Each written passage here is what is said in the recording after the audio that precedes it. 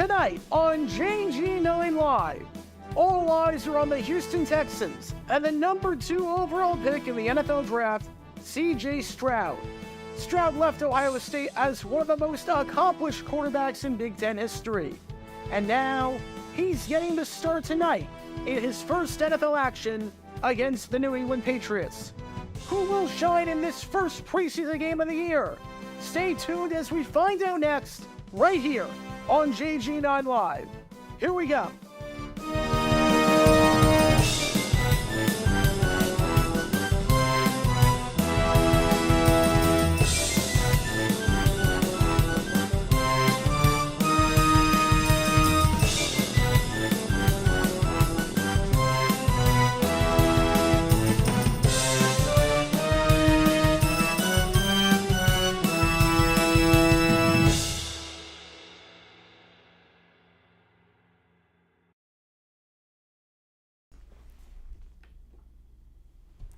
All right, everybody, and with that being said, welcome to JG9 Live. The Houston Texans against the New England Patriots. Week 1 of the preseason officially underway. My name is JR9.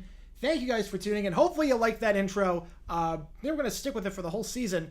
That music, by the way, is that was custom made. That was 100% custom made.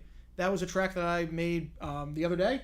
I was like, I need my own theme music. We got my theme music now. So we got that, and we'll have some cool things going on for future preseason games as well. Just want to test that out. You guys seem to like it, so we're going to keep it for sure. But thank you guys for tuning in. My name is JR9. This is the NFL preseason Week 1 live stream between the Houston Texans and the New England Patriots. A lot to talk about in this game, especially C.J. Stroud making his debut. Technically preseason, I think week 0, because the Hall of Fame game doesn't count as a week. I think Hall of Fame game I don't think counts as a week. So either way, we are live streaming this game. It is on NFL Network for those who want to watch. Thank you guys for loving the intro. Thank you guys for the support. So you guys know the drill. If you've been here before, if you've never been here before for a JG9 stream, welcome. We're going to be talking about this Texans-Patriots game in real time, commentating on it, talking and taking all your questions.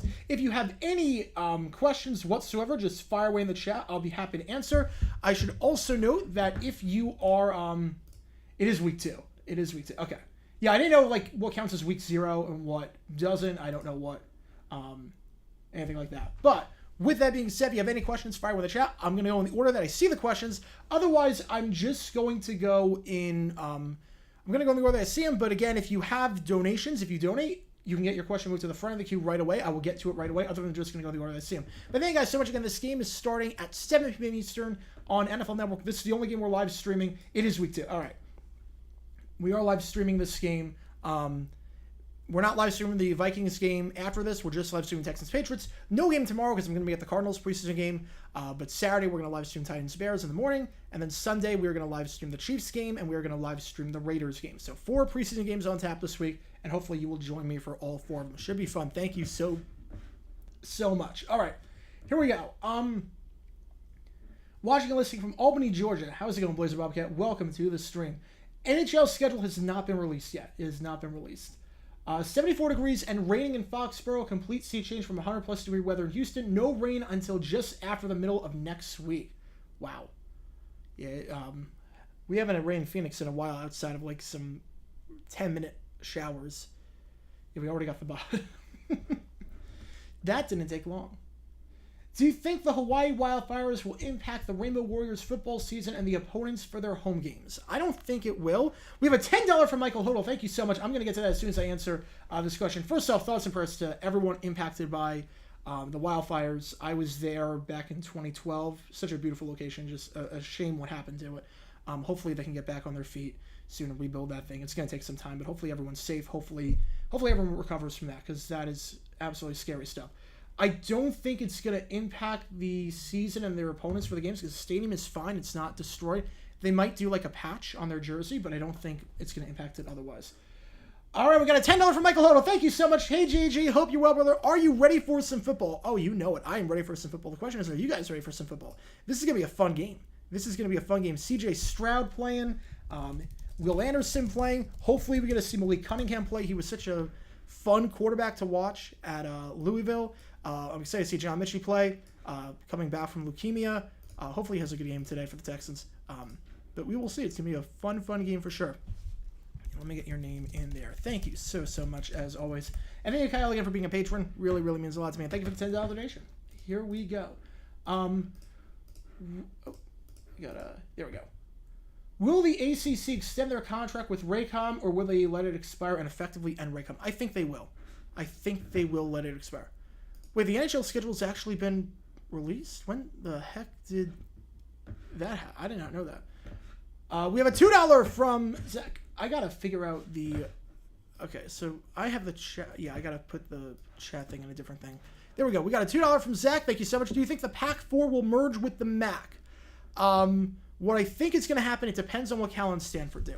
It depends on what Cal and Stanford do. So if Cal and Stanford go to the ACC, and the rumor now is that they will not be doing that, but if Cal and Stanford go elsewhere, then I think Oregon State and Wazoo will go to the Mountain West.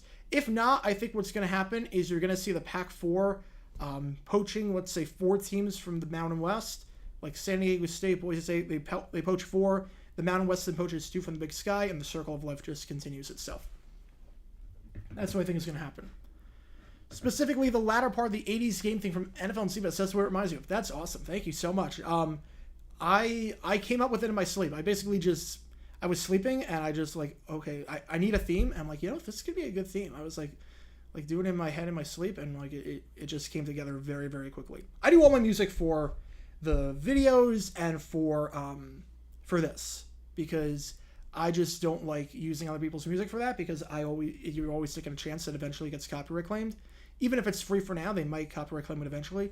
So I just play it safe and use my own music. So hopefully you guys like it. It seems like you guys do. Thank you so much. That'll be the theme going forward. We'll have a different theme for trivia. Eventually, at some point, we'll do that. If you had one game to win for your life on the line, what quarterback would you want to start over all of football history? Montana. I'm taking Montana. For one game, give me Montana. The ACC Game TV broadcast moved to the CW this season. Yes, I'm looking forward to it because, look, it's over the air. It's a lot easier to find than whatever the Raycom games were on, because they were like, some of them were on Bally. It was bizarre. At least this is much better.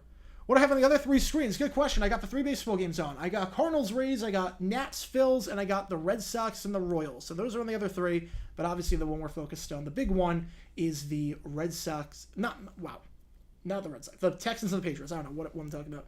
Texans, Patriots. What's nice about having these screens is that for Saturday's game, I'll have Colts, Bills on another one. So we're going to talk about Titans, Bears. I want to see Will Levis. I want to see Malik Willis. But obviously people want to see Anthony Richardson, his debut, as do I. So we're going to have that game on one of the screens as well, which will be nice. Let's see. See another bot. Just got to get rid of that really quickly.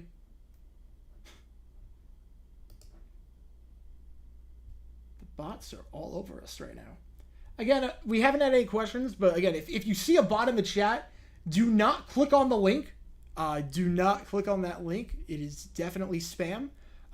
NFL Network is showing this game across the country, so you don't need any crazy stream or whatnot. If you have NFL Network, you can watch this game. Again, I'm legally not allowed to show the game, but we haven't had any questions about that yet, so that is good. That is good. How will the U.S. men's team do in Copa America? I don't know how seriously they're going to take it. That's the thing.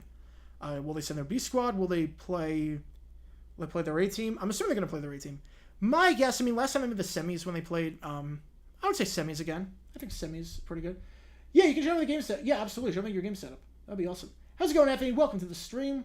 Hope you're having fun. Think we'll see a forced end-of-year rivalry between OU and Mizzou? I think so. I think eventually they'll put the former Big 12 teams against each other as their designated rivals. If Cal and Stanford go independent for football, could they join the West Coast Conference for other sports? Yeah, there's nothing stopping you. BYU did that. BYU went independent, then went West Coast Conference. Now, I don't know if they would want to go West Coast Conference, but you can do that. There's nothing stopping you. What do you think about the Northwestern hazing scandal? I'm glad Fitzgerald got fired. There's no place for that. There is no place for that. No place. Do you think we have a $5 from the Lim Report. Thank you so much. Football is back late to the party like Kelly O'Hara. I hope I don't miss anything like your panel. Oh, jeez.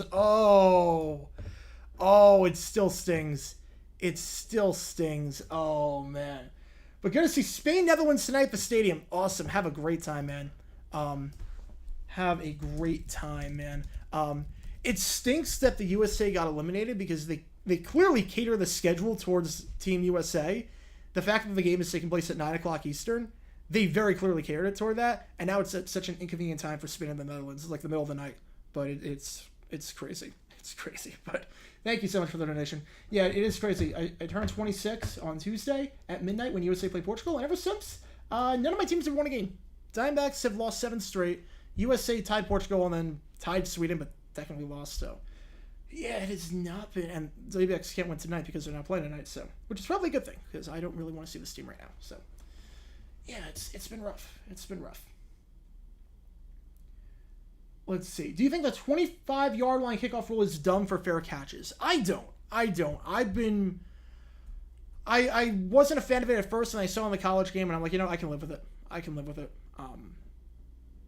just don't want to get rid of the kickoff, but I can live with that rule.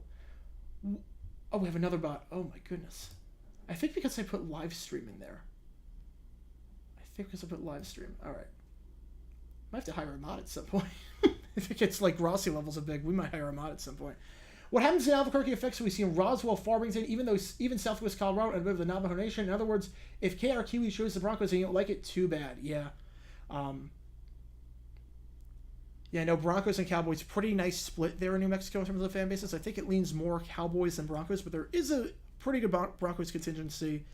But it was funny because that game that I talked about in 1979, Cowboys game was blacked out because of the Zia Bowl, and the Broncos game was blacked out, so no one really won. I should also know you can see the uploads, the recent uploads in that little box on the right side. You can see all the Patriots autograph helmets and the Texans autograph helmets behind me. We have Titans and Bears helmets that will be in there for the stream on Saturday, which will be nice. So keep that in mind. And also you can see the recent videos. And if you do want to sponsor this stream, if you do want to have your logo featured at any point in this stream, we can have it a permanent logo. We can have it as one of those slide logos. Let me know. Reach out to me. Reach out to my agency. Contact at tablerock.com, and we can get something going for sure. It's like the rain. If you click on the link, you die. I don't know about that, but maybe your computer does. All right. What are my expectations for the men's team in the 2026 World Cup? Quarterfinals are best. Got to make the quarters. Fisher Price is making Bill's Little People. Would you accept? Yeah, if you send me them, I mean, Bill's Little People. I did not know. Little People, that's a name I haven't heard in a long, long time. Just play with those Fisher Price things all the time. Do you think the preseason games are hyped just as much, if not more, than regular? Oh, no way. No. Not at all. If you label them as watch parties, the bots will come as often. That is true. I just think that, just in terms of viewership, I think you get more people for like if you put it as a stream, like more people that don't know otherwise. But we'll see. Most forced rivalry in college football. The civil conflict. The civil conflict between UCF and UConn. That is the textbook definition. Will the World Cup final in 2026 air in primetime here in the USA? No, it's probably going to air 2:30 Eastern. Probably 2:30 Eastern. Men's team is not making them with Greg because he's a bad coach. I mean, look, I'm not crazy about Greg, but let's be fair to him. He's won the Gold Cup every time. He's won the Nations League every time. World Cup, he met expectations. Like, he's done everything we've had to do. So I think he can make the quarters with the talent on this team. I'm going to put Spain, Netherlands at 9. If you do, which game will I replace with? I will put Spain, Netherlands at 9. Whichever MLB game is a blowout. Whichever one is a blowout, we will switch. Because there's only 3 games happening right now. So one of them is probably going to be ugly. So we will put that one on. Do you see the new NFL Plus premium package? Yes, you get NFL Network and NFL Red Zone. That's good. I felt like the old deal, kind of a ripoff in some ways. Kind of a ripoff, how they were packaging that. How will the U.S. do against Oman, Uzbekistan, Germany, and Ghana? I like the Oman and Uzbekistan games. I really do, because we don't get a chance to really play a lot of nations in AFC. We don't get a lot of chances to play a lot of Asian nations. Different style of play. We need to open ourselves up to other styles. Because the problem is that the USA has tried for so long to win games against European teams, play their style, and then CONCACAF's a completely different style. Obviously, we don't have to compete against CONCACAF for the next 4 years in qualifying because of we're automatically in. So I like the fact that we're playing these AFC nations, especially because World Cup is expanding to 48. You're going to see a lot of nations like Oman and Uzbekistan make it into the World Cup. You got to know how to play against them. So I do like that. Oman and Uzbekistan, I think it's going to be 4 points from that. Germany, Ghana, I would say 3 points. I think 3 points from those. The U.S. women's team coach needs an episode of Dumb Decisions. Oh, putting Rapinoe on for an entire extra time period. Putting O'Hara on for the 7th PK, even though you brought her on the 119th minute. So why would you have her on the 7th PK and not the top 5? It's just bizarre. You guys know my thoughts on the women's team. If you were here on stream on Monday, we had like a 30-minute discussion on the team. We had a 30-minute discussion. Expectations for the USFL next season. Who's going to be the champion? Look, Jamar Smith's coming back for the Stallions. If Alex Magoo is back in Birmingham, I don't know if he's going to stick around in Green Bay. If he's back, I mean, there's going to be a nice quarterback battle there. There's no reason to bet against Skip Holtz. There's no reason to bet against Skip Holtz and the Stallions. If a USFL comes back, and they will, champion, I'm going Birmingham. I'm going Birmingham. All right, it is officially 7 o'clock on the East Coast. So we are going to hopefully be on the game soon. World Cup Finals will be at 6 p.m. Eastern. It will not be. The Brazil one wasn't. It was at 2:30. The '94 one wasn't. They do it for that. We'll put the game on. I'm legally not allowed to show the game. NFL Network. The game is on NFL Network. I'm legally not allowed to show the game. I will be struck down. I will be sued. I could even go to jail. So I will not be showing the game. Apologies if you've been asked this a lot, but who's your favorite Jaguar of all time? MJD. MJD, and it's not even close. Trevor will hopefully get up there, but MJD is by far my favorite.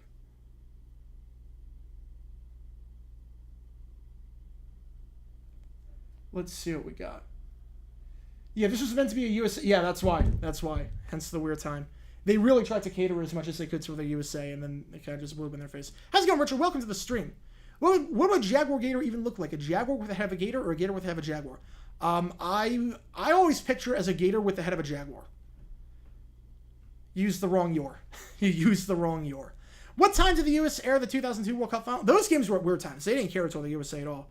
Those games were at like 3 o'clock in the morning on the East Coast. I think the final aired at like it was like 4 o'clock in the morning, I think. Well, CJ Stroud, do you think he's gonna do good?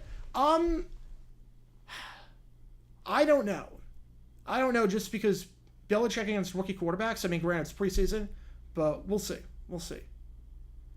Do you play Immaculate Grid? I do. I love Immaculate Grid. I did the NFL one today. I got 29 as my rarity score. Still yet to get under 10.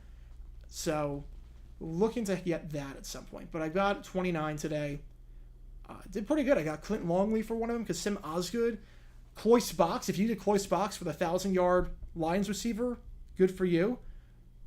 Got a lot of good points with my 1,000-yard receiver. Will 2026 World Cup be at MetLife or SoFi? I think it's going to be at MetLife. I think it will be at MetLife, just more convenient time-wise, and the pitch is actually suited for soccer. SoFi, it's not big enough. Will there ever be another Kevin Brown situation in any sport? I mean, I could definitely see it in the NBA and the NHL. I could definitely see it. Where an owner just censors their broadcaster for saying facts? Yeah, I can absolutely see that. It won't be the last time it happens. It won't be the last time it happens. Should baseball come back to the Olympics permanently if major league players do not go, not minor leaguers? Major leaguers are never going. Major leaguers are never going. I know that for a fact because I've spoken with Bud Selig at length about this, and he is very adamant about the fact that baseball does not need the Olympics. Major leaguers will never compete there. It will not ever happen. So, if they got the major leaguers, I mean, look, we have the World Baseball Classic, so it's not really... I'm fine with no baseball. I'm fine with no baseball in the Olympics. I'd rather have other sports. But I wouldn't be opposed, but I wouldn't... It's not going to happen. It's not like some other sports where, like, you can't take it out of the Olympics. Baseball, I'm fine with it. Like, 2024 in France, it's not going to be there. 2028 when it's in the USA, it's not going to be there. It's going to be flag football. That's going to be the one sport that the USA picks. It's definitely going to be flag football. I'd be shocked if it's not. Well, I have Discord. I'm not crazy about Discord, so probably not. I mean, if someone wants to make it. Yeah, but otherwise, I don't think so. I don't think so. KRQE also kept the Cowboys on their second digital sub channel with carries Fox. Well, there you go. There you go. Jags for the Super Bowl. Think about it. The Bengals went from last to first in one season. Look, I would love it. I would love it. I think we're going to do well. Kansas City, 5 straight conference championship appearances, 3 Super Bowls, and the 2 they didn't make it, they lost in overtime. So they've never trailed after 60 minutes. Oh, it's never going to happen in the NFL. It will never happen in the NFL or with college, with ESPN and whatnot, where it's national. It's really local broadcasts with owners who get to say on everything. It will never happen in that. Do you think the USA ruined basketball in the Olympics by having NBAers playing like? No, they did not. Other countries are playing their pros. Why can't we? When do you see Lake Placid hosting another Winter Olympics? Never going to happen. Way too small. The 1980 Winter Olympics, people look at it fondly because of Miracle on Ice. It was a disaster. They didn't have hotels. People had to stay so far outside. The roads were a mess. Lake Placid was a disaster in 1980. They will never host another Winter Olympics. Those days are long gone. I introduced my dad to the Kevin Brown situation. His reaction was genuinely true. He said, you can't say anything. Yeah. Although at least with this one, this is the one time where 100% of people have come out in support of Brown. No one is arguing that he should have been suspended, except for the Orioles owner.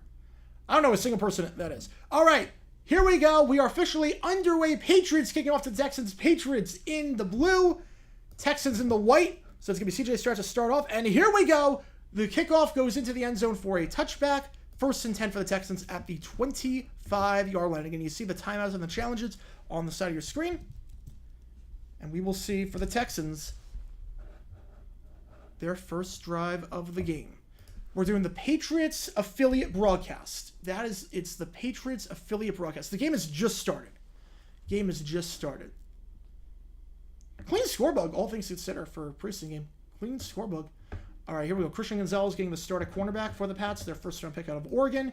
Here we go. CJ Stroud, his first rep as a Houston Texan, the 2nd overall pick in the draft. All eyes are on him, the Ohio State kid. Here we go. 1st and 10 to 25. The motion, Andrew Beck. Stroud under center.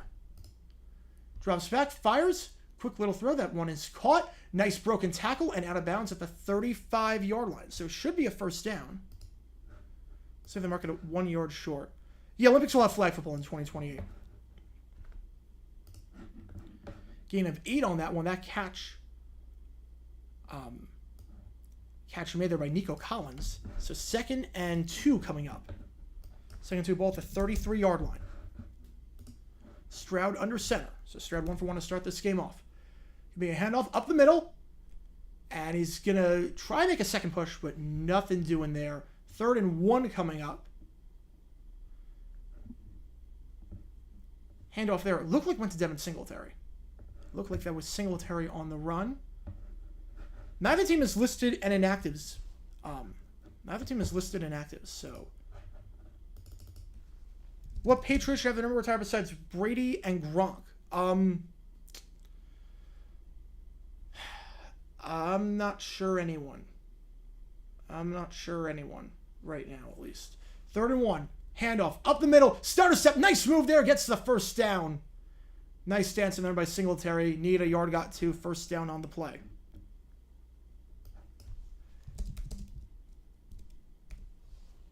Looked for a second like he was getting stuffed in the backfield, but a nice change of direction forces the 2 Patriot defenders to run into each other and miss on the tackle.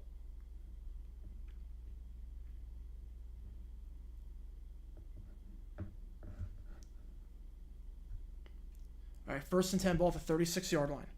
Ty Law, I'll give you Ty Law because he's a Hall of Famer. Anyone down the Hall of Fame should not be. Stroud drops back under center, feels the pressure. Can he get rid of it? He cannot. Down he goes at the 19-yard line. Brought down on the play there by number 95, Daniel Akule.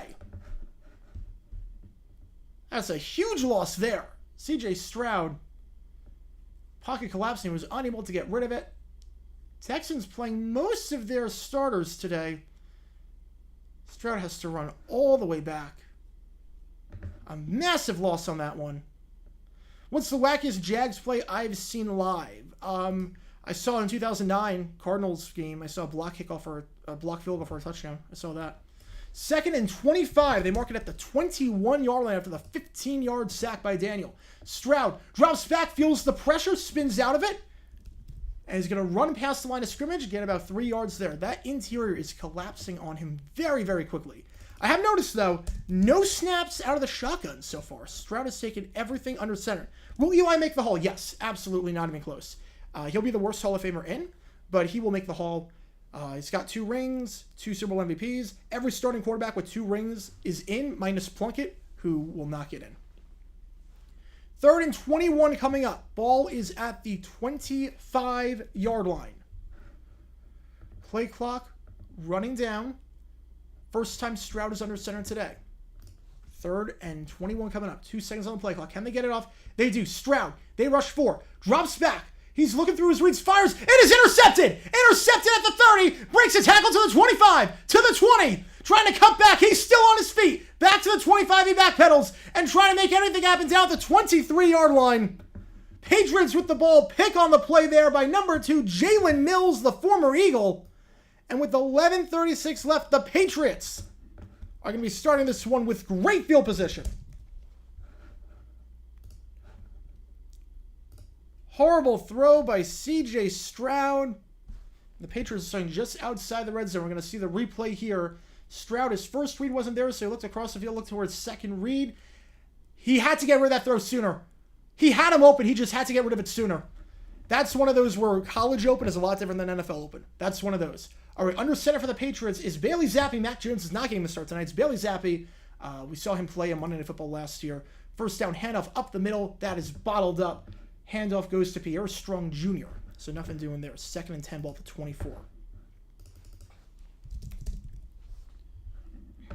Yeah, that's one of those. They're showing the pick again. He was open if you hit him on the cut. If you hit him on the cut, he's open. Problem is that's just a timing. That's just bad timing. All right, let's get rid of the spot. 2nd down, Zappi slips for a bit. Now he just checks it down to his running back. That ball is caught at the 19. Can't break a tackle, though. Brought down at the 18. Nice open field tackle on the play there by Christian Harris. Catch there made. Pierre Strong. 3rd and about 4 coming up. Bailey Zappi, most notably played in the Monday Night Football game against Chicago last year. Bit of a quarterback controversy in the eyes of some fans, whether Zappi or Jones should be the starter. Jones enters camp as the number 1 guy, but we'll see. Yeah, I don't like how NFL Network has their local ones because I feel bad for Texans fans. And brought down on the play, so the Texans, despite giving up great field position, will come out of this okay. Whole line just collapsed there. Zappi loses 6 yards, and the Patriots will be forced to kick their field goal. Favorite old school NFL TV theme? I would say NFL NBC in the 90s. Yeah, Mac Jones is not sorry. Did Joe Judge and Matt Patricia hinder Mac Jones' development? Absolutely. You have a guy that's never coached the offense, coaching the offense. 4th and 12. Ball to 27. Giving me a 44-yard kick. This kick by Nick Folk, although they did draft the kicker. We'll see if he plays Chad Ryland. But this one, the kick is up by Folk, and it is good with 9:44 left. Patriots got on the board first, but they would have liked to have gone a bit more than that. This game's on NFL Network. Would have liked to have gone a bit more than that considering where they started this drive, deep in Houston territory. They come away with 3. Nice stop by the Texans defense. But the Pats lead 3-0 with 9:44 left in the first quarter.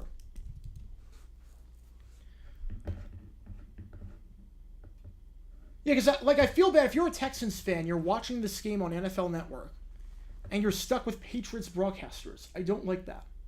I don't like that. Do you think it's a coincidence that every single team that ended the regular season was the highest scoring team in history has always lost in the playoffs or Super Bowl? I mean, I think it's a coincidence. I think it's a coincidence. Because you can have a good defense, too. I'm not streaming on Twitch. No, I'm not simulcasting just yet on Twitch. I might do that later. Should the men's national senior teams play in the Olympics for soccer? No, they should not. They should not. Those players need a break. There's so many continental tournaments. There's so many. I mean, you got club play. You got international tournaments. Every year, you need one tournament for the amateurs. I think the way it is right now, where it's three seniors, you're good. It's too bad you had to be a mid-90s NBC viewer to witness the spectacularity of Randy Illman's NFL musical glory. Absolutely. What do you think of Super Bowl 43? Second greatest Super Bowl of all time. I think 49 was the best. 43, I think, is second best. It's crazy that the NFL has been around for 100 years. And yet you could make a legitimate argument that the greatest offensive play of all time and the greatest defensive play of all time came in that same game. You could make that argument. How is Folk still in the league? Well, he's fighting for his life. Chad Ryland, the 4th-round pick out of Maryland. You don't draft a kicker in the 4th round, you're going to cut him. You don't draft a kicker in the 4th round. Folk, his leg is not that powerful anymore, but he's very accurate. Do U.S. national teams have unions? That's a good question. I would assume so. I love the 90s Team Selling jackets. Oh, they were phenomenal. They were phenomenal. They were absolutely phenomenal. How do announcers know all the players' names? No, they have a chart. No, they don't memorize. They have a chart, a very detailed chart. If they do their jobs, they have a very detailed chart of all the players and their stats underneath them. You should see there are some announcers that show off their chart, and it's really, really fun to see how people organize it. I organized it a bunch of different ways when I was doing broadcasting. I have it a completely different way when I'm broadcasting this game preseason. And for the regular season, you're getting a replay. Okay, wait. If you are getting on NFL Network a replay, that means the game is on broadcast TV. So it's probably on a CBS or a Fox or some affiliate, whatever affiliate has a Texans game. That's probably why you're getting a rerun. So if you are in Texas and you're not getting the game, it's probably because it is on some station. So kickoff is returned to the 27-yard line. Return there by Steven Sims. All right, first drive for Stroud. Didn't really go too well. Took a sack because he didn't get rid of the ball soon enough. And then threw a pick right into the hands of Jalen Mills. See if drive number 2 can be any better. How many more years do the Bills have to win a Super Bowl? I mean, as long as Josh Allen's there and he's playing well, they're going to be fine. They're always going to be in it. So 1st and 10 for the Texans. 9:38 left. Ball's at the 18-yard line. I had a typo. I formation. Here we go. Stroud. Motion the fullback. Handoff. Up the middle. He's got a bit of a hole. Takes it down to the 24-yard line. I forgot to start the clock. Handoff there. Given to Devin Singletary.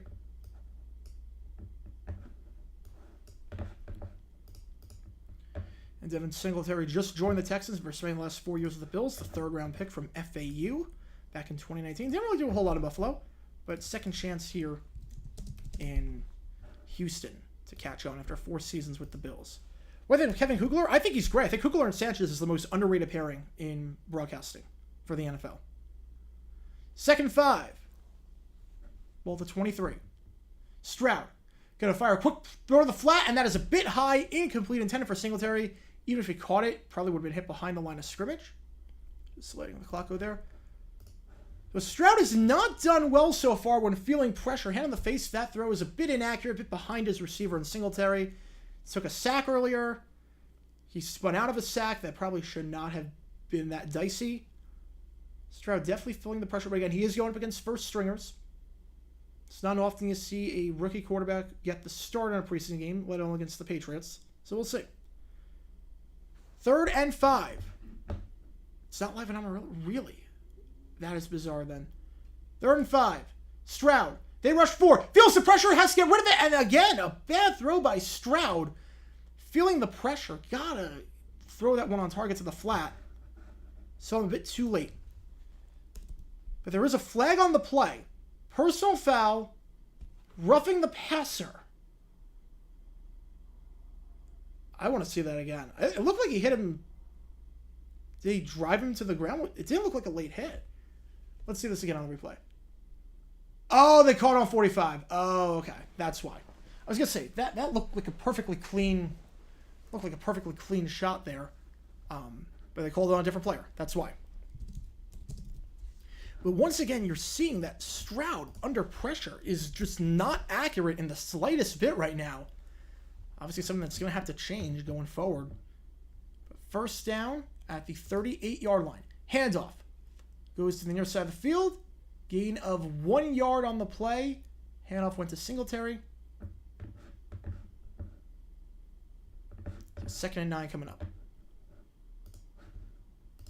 I think the scary part for the Texans, they are playing... I mean, I don't think... They're not playing Tunsil, but I think they're playing their starting offensive line. I think they are playing their starting offensive line. At least that's what Aaron Wilson said on Twitter. That's what the Texans were indicating all week. That for the most part, this is what they're going to roll with. They're not playing Titus Howard. They're not playing... But interior-wise, Titus Howard's not playing. Tunsil's not playing. But interior-wise, this is what they're going to roll with. Stroud, play action. He stumbles. That's the second time a quarterback stumbled today. Hit as he throws. That ball is caught on the sideline. That catch is made by Steven Sims. 3rd down coming up. 3rd and 4. So that's twice now. There's something up with the field. There was something up with the field because Bailey Zappi slipped at a pretty similar spot. And so did CJ Stroud right there. Opinion on the new Thursday Night Football rule where you can play twice. I have no problem playing twice. I just hate that every team doesn't have a primetime game. I think every team deserves at least one. All right, 3 wide. Looks like Nathaniel Dell is going to be one-on-one on the near side. Stroud, they rush 4. He's looking through his read. Jittery feet. He's going to try and step up. He's going to run for the first down, and that is a gain of 3. Will not be enough. A lot of antsy footwork there by Stroud. A lot of antsy footwork, I got to say. 4th and 1 at the 47-yard line. Like, you're just watching the footwork. Goes to his first read. The first read's not there. So he was bouncing around in that pocket. He was bouncing around, looked very indecisive. Finally decided to take off. You can just sense that the speed of the game right now for Stroud, it's a bit much. Oh, I have not started the clock. All right, 4th and 2, ball at the 47-yard line. The speed of the game is just a bit much right now. Defenses are a lot faster. That ball is fair caught at the 13-yard line. Fair catch there made on the play by 81 Demario Douglas. Douglas, the team's 6th-round pick out of Liberty. And the Patriots will get the ball with 6:38 left in the first quarter at their own 15-yard line. I just got to let this clock run because the clock did not start last time because I am an idiot. Cable Guide shows we should begin the Pats game, but we were going to replay the Hall of Fame game. Oh, my goodness. Yeah, that's a broadcasting screw-up if I've ever seen one. That's a broadcasting screw-up. Why are the OTA networks just doing one preseason game? Because preseason games don't really make a whole lot of money. That's why. Kazakhstan's the greatest country in the world. All other countries are run by little girls. Is this the same Texans O-line that got David Carr killed all them years ago? Most underrated QB of the 90s. Brunell? I would say Brunell. We're not doing overtime when the game is over. We'll do overtime for the Chiefs Saints stream, but I have a lot of work to do tonight, so we will not be doing overtime. Plus, I did not eat lunch today, so I have to eat dinner after this. I've had no time today whatsoever, so... Based on CJ right now, is he going to be rookie Zach Wilson? It's early. Look, it's drive number 2. It's drive number 2. I don't want to make any hasty accusations whatsoever. I mean, look, we can definitely see some things with Stroud. The pressure, he's collapsing under pressure. It's a lot different. I will say this. It's a lot different watching DTR last week against the Jets. Pressure was there. He climbed in the pocket, knew what to do. Stroud, he's having some trouble right now.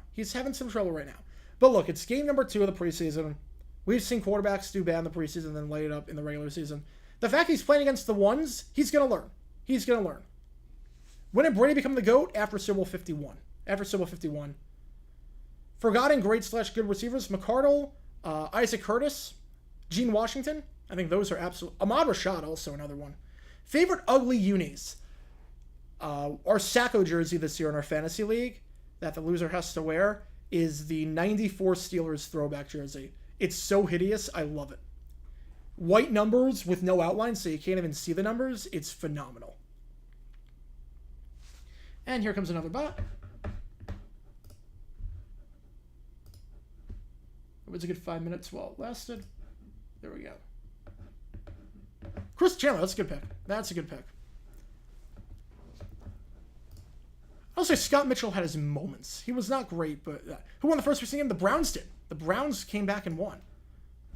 Don Beebe, that's a good pick. I have his jersey in my office. It's framed.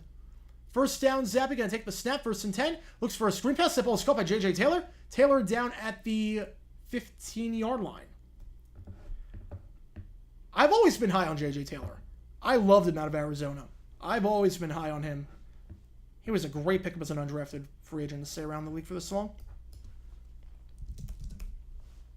Oh, I'm not talking about the Bumblebee jerseys. I'm talking about the 94 jerseys.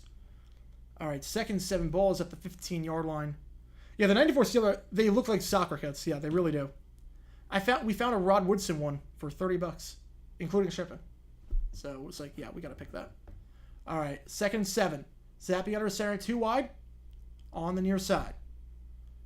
Handoff up the middle. Bottle up in the line. Nothing doing there. Loss of 1 on the play. Look like that was Kevin Harris who got the handoff there. 3rd and 8. Patriots offense yet to get a first down. 0 yards so far today. The first drive, they lost 2 yards. They just had great field position. This drive, they've gained 2 yards. Nothing doing so far. Favorite Monday Night Football play-by-play voice in the ABC era? I mean, Al Michaels. Al Michaels was great. 3rd and 8. Ball at the 14-yard line. Zappy on the shotgun. 3 wide. They rush 4. Zappy fires toward the near side. That ball is going to be caught. That ball is caught. What a great catch there. And who else but number 11, Tyquan Thornton. I think he's going to have a big breakout season. The Baylor 2nd-round pick from 2022. I think he's going to have a breakout year. I love that guy coming out of college. A nice throw and catch there. Zappy to Thornton. Just blows by the cornerback there, Steven Nelson. And it's good enough for a first down. The first down of the game for the Pats. Giants red jerseys, I don't like them. I think they look kind of ugly. 1st and 10 at the 41-yard line for that gain of 27. Zappy going through his reads. Now fires to the flat on the side. The ball is caught. And a few more yards after that is a late hit out of bounds as well. Catch there made by Nixon. Doesn't look like a flag, but it is going to be 11 yards, good enough for a first down. They are in Houston territory for the 2nd straight drive. Catch on that one, his first catch of the day, made by Trey Nixon. Yeah, I like Bailey Zappy. I think he's better than Jones. I really do. Which team I'm most excited to see play this season besides the Jaguars? I'm excited to see the Falcons because I don't know what to make of them. Second and 1, they say he did not get the first down. Now he did. Gain of 2 on that run. As that run is by Kevin Harris. I thought I got the first down. I thought Nixon got the first down, but apparently not. Either way, now it is a first down. Yeah, this is Bill O'Brien's first game coaching in the NFL since 2020 when he was with the Texans. It is. Because some team wanted him. 1st and 10, ball at the 48-yard line. Got 2 running backs. You got 3 wide, 2 on the near side, 1 on the far side. Zappy. Looking deep. Now he goes through his reads again. Tell he's got to come over, and he's just going to throw a duck out of bounds. Incomplete. Good coverage there. Big 4 Sports League shorts off season. It's hockey. Looked like Zappy was going to try and go deep. It looked like we're seeing a replay now. I think it was going to be a post pattern. I think he was looking for a post pattern. It was just a straight fly. Just a straight fly to Thornton. And it looked like Thornton had a step. It honestly looked like Thornton had a step. The safety was not coming over. It looked like Thornton had a step. Pats have not broken the huddle. There are 8 seconds left. Will they be able to get this off? Empty backfield. They might have to burn a timeout. I'm not sure they're getting this off. They do it with 3 seconds. It's a quick little screen pass timeline. Gee, they were all out of sorts there. They should have called the timeout. They should have absolutely called a timeout. Catch there by Nixon. No gain on the play. Look, if you're only breaking the huddle with 9 seconds left, the play's dead. At that point, the play is dead. Call a timeout and regroup. Because you saw what happened there. I've always been a big believer of that. If you're breaking the huddle with under 10 seconds left, just give up. First primary Texans Hall of Famer will be Andre Johnson. It will be Johnson. How will Fox make the Orioles raise playoff series about the Yankees and the Red Sox? Oh, they'll find a way. 3rd and 10. I think there was a false start. False start on the tackle number 75, Connor McDermott.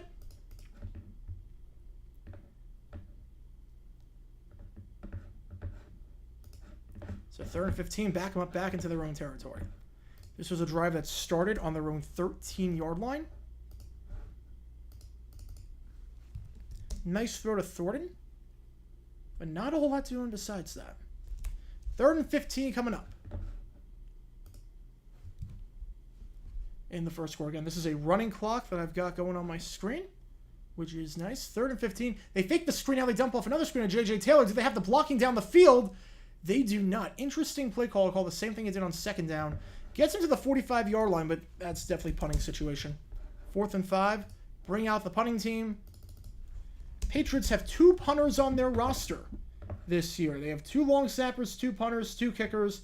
You have Corliss Waitman and you have Bryce Barringer.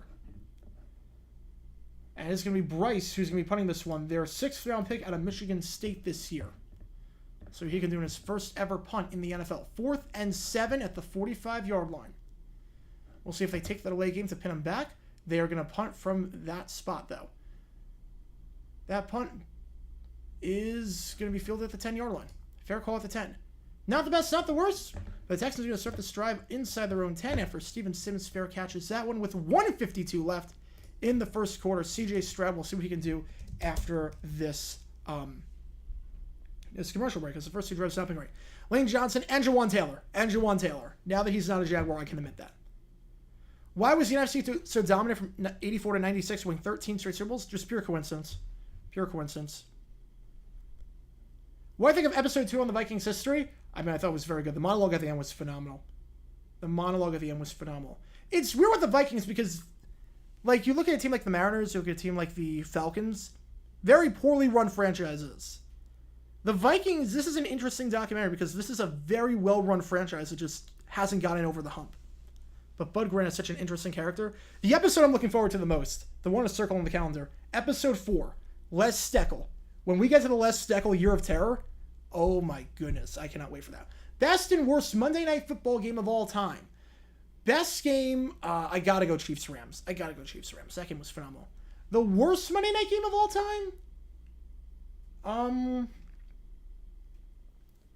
Cardinals-Cowboys 1970?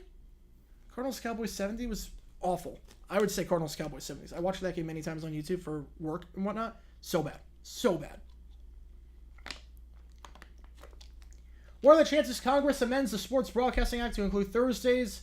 No chance. The NFL would be all over that.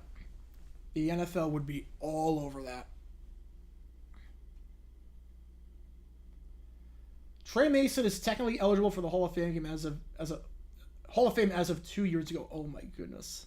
Now I feel old. The thing that made me feel old was that Kelvin Taylor got drafted back in 2016? Fred Taylor's son, the guy I'm wearing right now. Crazy. Carlos Johnson, at least that game was close, though. For the worst one ever, I mean, why not Dolphins Steelers from 07 final score 3-0? Close game plus fun field conditions. That's one of those games where if it happens all the time, it's not fun. But for that, yeah. Oh, do you think Johnson makes the Hall of Fame before Watt? Oh, that's a good question. Johnson was a finalist this year. So, right? I think Johnson was a finalist. So I think he will get in before Watt. It'll be close. Obviously, Watt's first ballot. So the question is, will Johnson make it in the next 4 years? I think he will. We have a $5 from Michael Hodel. Thank you so much. Was Steelers-Dolphins in 07 Monday Night Game? Yes, it was. I just think that was a fun field condition game. 1st and 10 at the 10-yard line. Handoff up the middle. Gain of about 5 yards on the play. Run there by Jared Dokes. 2nd and 5 at the 15-yard line coming up. Like, that's one of those games where because of how bad the field was. I also did a video on that game. A bizarre controversy in that game. They didn't do the national anthem. So I talked about that one. Thank you so much for the $5, Michael. Thank you so much. 2nd and 5 coming up with 1:24 left. Very cool channel. Awesome content. Thank you so much. Yeah, Pats Texans, Pats Jets 2010. Yeah.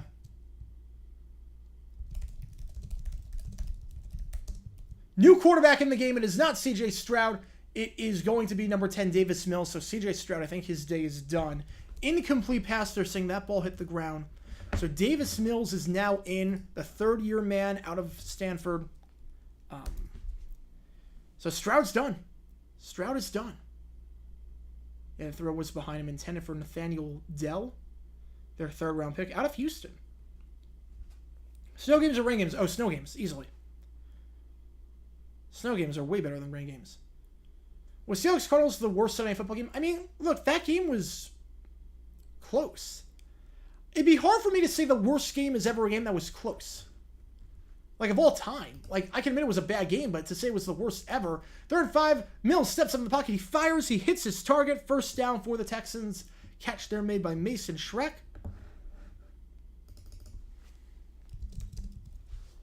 Gain of 10 on the play. Good enough for a first down. So, CJ Stroud, disappointing outing for him, to say the least. The speed of the game was just crazy. Worst game, I would say... Cowboys against Washington in 2021, right? Was that the year? Where it was 56. The Cowboys had like 56. That game was terrible. I think that was the worst. That game was over. I think it was like 30-0 at the half. That game was over from the start. First attempt, the 25-yard line. Handoff up the middle, nothing doing. Texas had trouble running up the middle today. Tackle there made by Jalen Mills, who has been all over the field today. And that'll take us to the end of the first quarter after no gain on the play. End of the first quarter. Patriots lead 3-0. CJ Stroud, his night is done. So we'll see what happens the rest of the way. And don't forget, if you do want to sponsor any segment of this stream, just let me know and we will do that. Halftime of regular season games, we will do, Mason Schreck. Yeah, Mason Schreck. Schreck. 2015 Carolina Giants, greatest comeback never completed.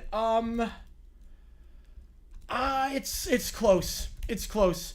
The one game that the footage of it has been lost. What was it? 1980? Yeah, it was 1980. So what happened in that game? 1980. The Bengals were up on the Colts, 31-6, 25-point lead, going into the fourth quarter. Remember, the Patriots-Falcons Super Bowl. It was 31-6. Midway through the third. Or 28-3 midway through the third. So 25-point game midway through the third.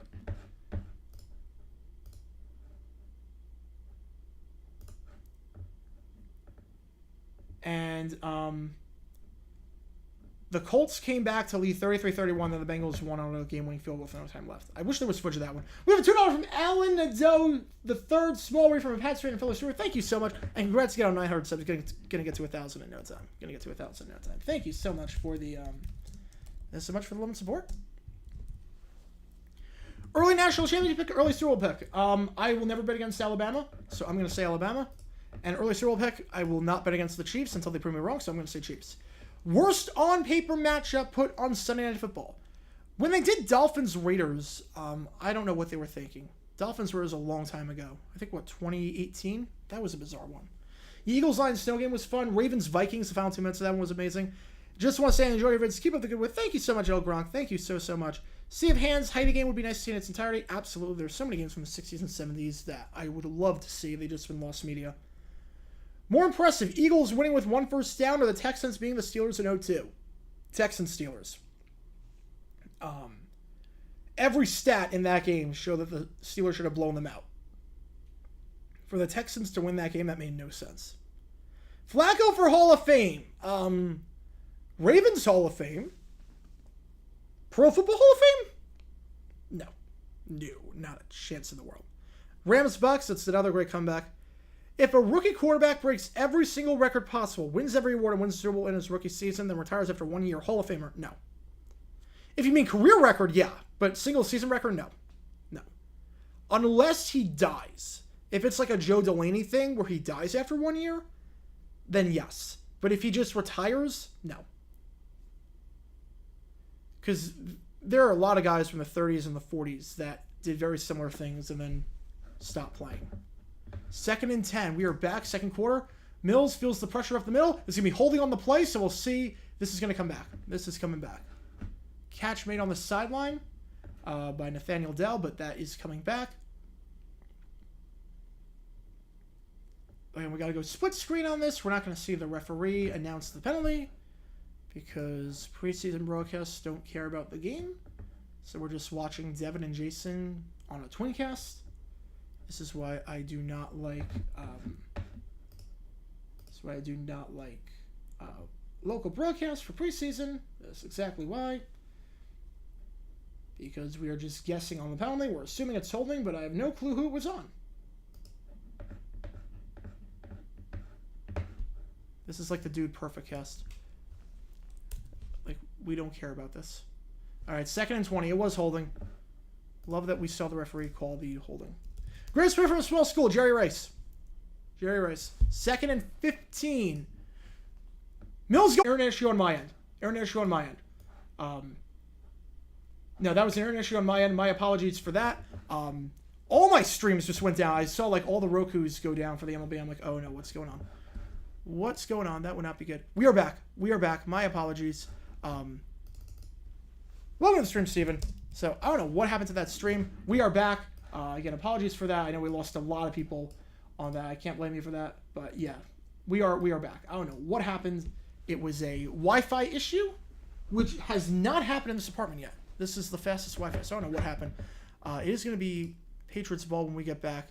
How many are censored JG9 for saying that about Stroud?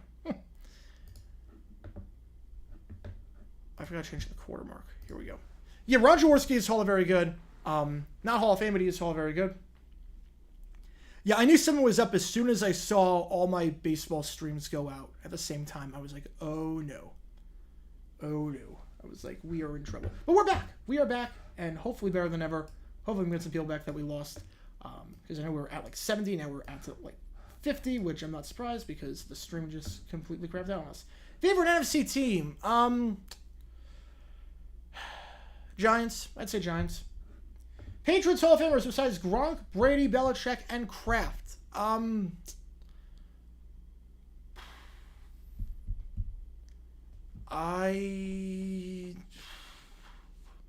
mean, Vinatieri.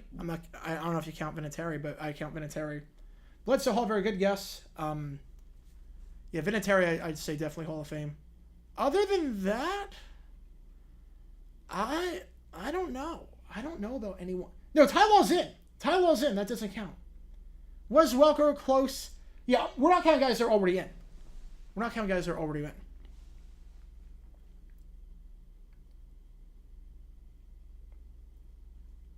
Are we counting players that I thought we're just counting guys with the dynasty, really? Like 2010s era. Is we're gonna do quite a few former Jaguar or Niner players end up on the Jaguars. I mean, because we have Trent Baalke as our GM, so it makes sense. 1st and 10 for the Pats at the 18-yard line. The clock is way off. So let me just adjust this. Patriots have trouble running the ball all game. Gain of just 1 on the play. 2nd and 9 coming up. Revis is already in, and not really count him. Vince Wilfork, yeah, that's the other one. I keep forgetting he's not in the hall. You have to make a kicker Mount Rushmore. Tucker, Vinatieri, Anderson, Stenerud. That's a good, yeah. I would say so. All right, 2nd, 7 at the 20. So I like Baalke. He's okay. He's okay. Definitely like him more than I did before. Catch there by Stims behind the line of scrimmage, and Stims will take it down to the 24-yard line with a flag on the play. Holding against the Patriots. So back it up just a bit. Should be 2nd and about 14 coming up. Ronnie Harrison, no. No, I wouldn't put Harrison in. Yeah, Joe Flacco, Hall, very good for sure. Willie McGinnis, Hall, very good. Again, we're not going to see this penalty. I only know that it's holding on the Pats because the referee indicated it immediately after the play, and the Texans were clapping. Tony Eason? No. Oh, God, no. God, no. He's not even Hall of Very Good. No, Tony Eason was bad. Yeah, this is Fred Taylor, number 28. Okay, wait. So no penalty on the play. Okay, so there is no penalty for holding. So good job. Glad we got to see that on the broadcast. Glad we got to see that. 3rd and 2. Zappi fires. That ball is caught by the right back, but that is not. He was touchdown. 4th and 1 coming up. Nice tackle there, Pierre Strong Jr. on the catch, but unable to elude the tackle. And we have a $5 from Spence Sports Network. Thank you so much. Let me get your name in there. Is the product of the NFL better or worse compared to 10 years ago? Ooh, compared to 10 years ago, I would say it's a bit worse, but I mean, that was a great era. 2013, 2014, I thought that was a phenomenal era for the sport. So, it's still very good. Don't get me wrong. Like, it's not like I'm like yearning for those days, but that was a great era for football. That's a short punt. That ball bounces, gets a farewell bounce, and it's going to be downed at the 17-yard line. So a pretty good punt there, all things considered, even though it didn't look the best at the start. About 60 yards of net on that one. Houston's going to take over inside their own 20. Oh, we got 2 bots at the same time. How lovely. All right, let's take care of this. We got double bot. We got double bot action here. At least the bots know I'm back. At least the bots know that I'm back. It's a different bot every time. That's the crazy part. It is a different bot every single time. Which is just crazy. Busted the bot, yep. We have a new sponsor of the bots. That could be a good idea for a sponsorship. Every time a bot shows up. Are there more injuries now? No, I'd say it's about the same. Definitely less concussions because of good measures taken by the sport. I think quarterbacks are more protected now than they were 10 years ago. Thoughts on Dicker the kicker? It's fine. He's fine. Thoughts on the Giants? 9 wins. I mean, I'm not crazy about Daniel Jones, but he's got a much better offense this year, and I like Brian Dable as a head coach. So, again, in terms of what's on the agenda, we had a video drop earlier today about the 1966 Steelers and a quarterback controversy they had during a game against the Cardinals where they had no healthy quarterbacks whatsoever. So we had that. So go check that out if you haven't already. After the stream is done, we have a new video coming out 9 a.m. Eastern tomorrow. No clue what it's going to be on. What Super Bowls do you think didn't even have a Hall of Very Good quarterback? Oh, we have a $5 from Isaac Cobb, so I'm going to get to that first. Thank you so much. Over under 4 Mike McCarthy dumb decisions is. Oh, I'm guessing there's going to be way more. McCarthy is a gold mine. McCarthy and Arthur Smith are gold mines now. Nathaniel Hackett is no longer doing his thing. All right. Super Bowls without a Hall of Very Good quarterback. All right. 1 obviously had Hall of Famers. 2 had Hall of Famers. 3 absolutely had Hall of Famer. 4 Dawson. 5 Unitas. 6 Staubach. 7 had Greasy, Hall of Famer. 8 had Greasy. 9 had Tarkenton.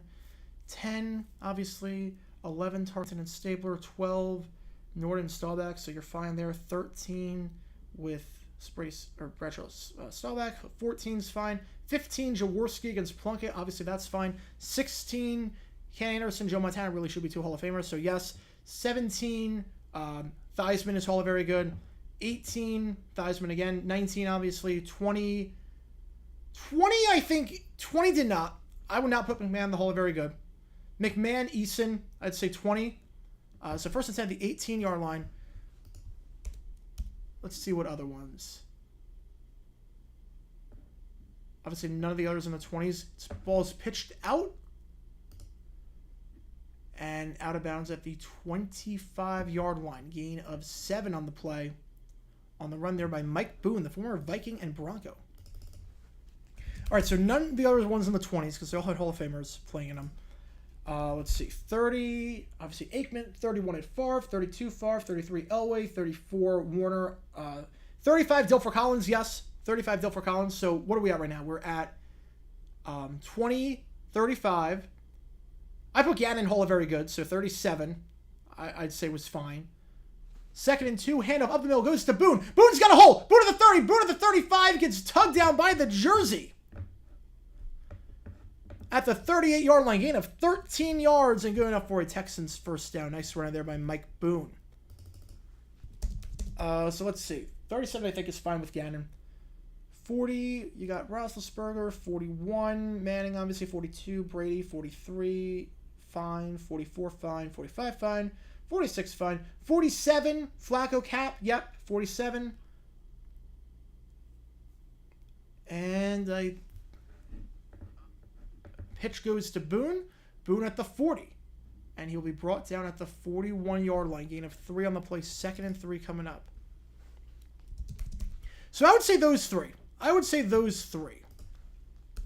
I can't think of any others. I would say 20. I would say 35 and yeah, I'd say that, and 47. I'd say those 3. We have a $5 from Michael Hodel. Thank you so much. We're going to get to after this play. Mills, play action. Feel some pressure. Fires. That ball is caught. Dropped, actually. Dropped by Steven Sims. Got to hold on to that one. Got to hold on to that one if you're Steven Sims. He's playing a lot lately. Let me just get the clock running, and then we'll be good to go. Get down to 9:37. That ball was dropped by Sims. Never made a football move. 3rd and 3. We have a $5 from Michael Hodel. Thank you so, so much. In the name of George Johnson, Coach Mike McCarthy is the best coach in the NFL. Hall of Famer, the White Peter Griffin. Don't be a hatter. Oh, my goodness. Oh, man. That's good. Wait, they're saying that ball was caught? Wait, really? They're saying that one was caught. I did not think so. But okay, it's pretty... I don't think he... They're saying he made a football move? Really? Oh, we gained a 2 on the run. I did not think he caught that pass. That looked like a drop. Nick Foles, Hall of Very Good? No. No way. Is Russ permanently locked in for Hall of Very Good? I think he is. I don't think he makes the Hall of Fame at this point.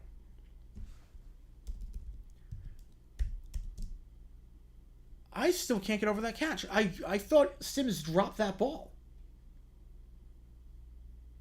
I really thought he dropped that ball. But either way, 2nd and 7 at the 46-yard line in Patriots territory.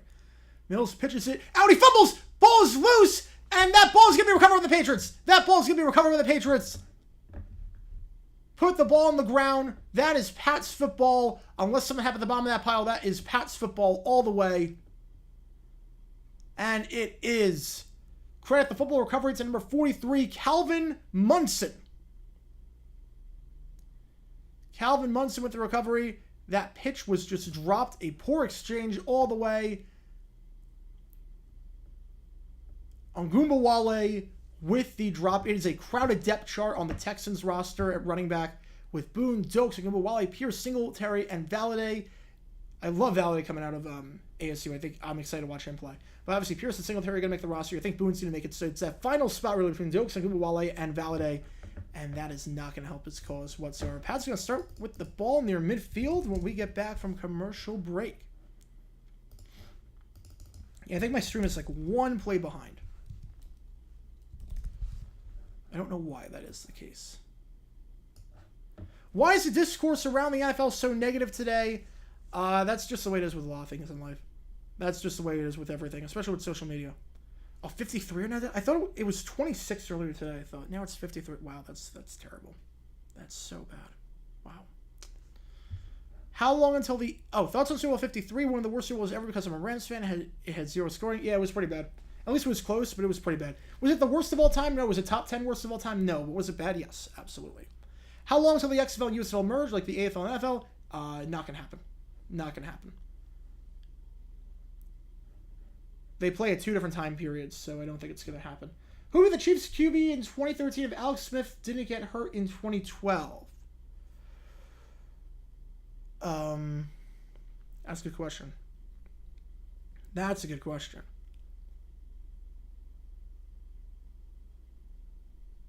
My guess is...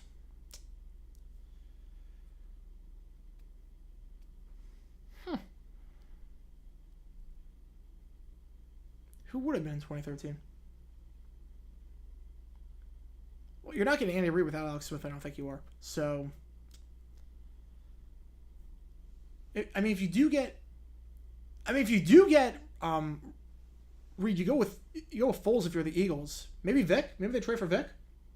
Yeah, I was thinking like Nick Foles. Yeah, either Foles or Vic. I think, but I think it would have been Vic. 10 worst Super Bowls then. Well, no particular order, but 2 was bad, 6 was bad, 11 was bad, 18 was bad, 20 was bad, 24 was bad, 27,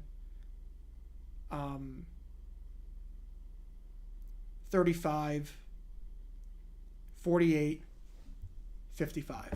Like, I think that's a pretty fair list. First at the 49-yard line in the flat to Thornton, his second grab of the day. That catch is made at the 46-yard line. Gain a 3 on the play. 2nd and 7 coming up.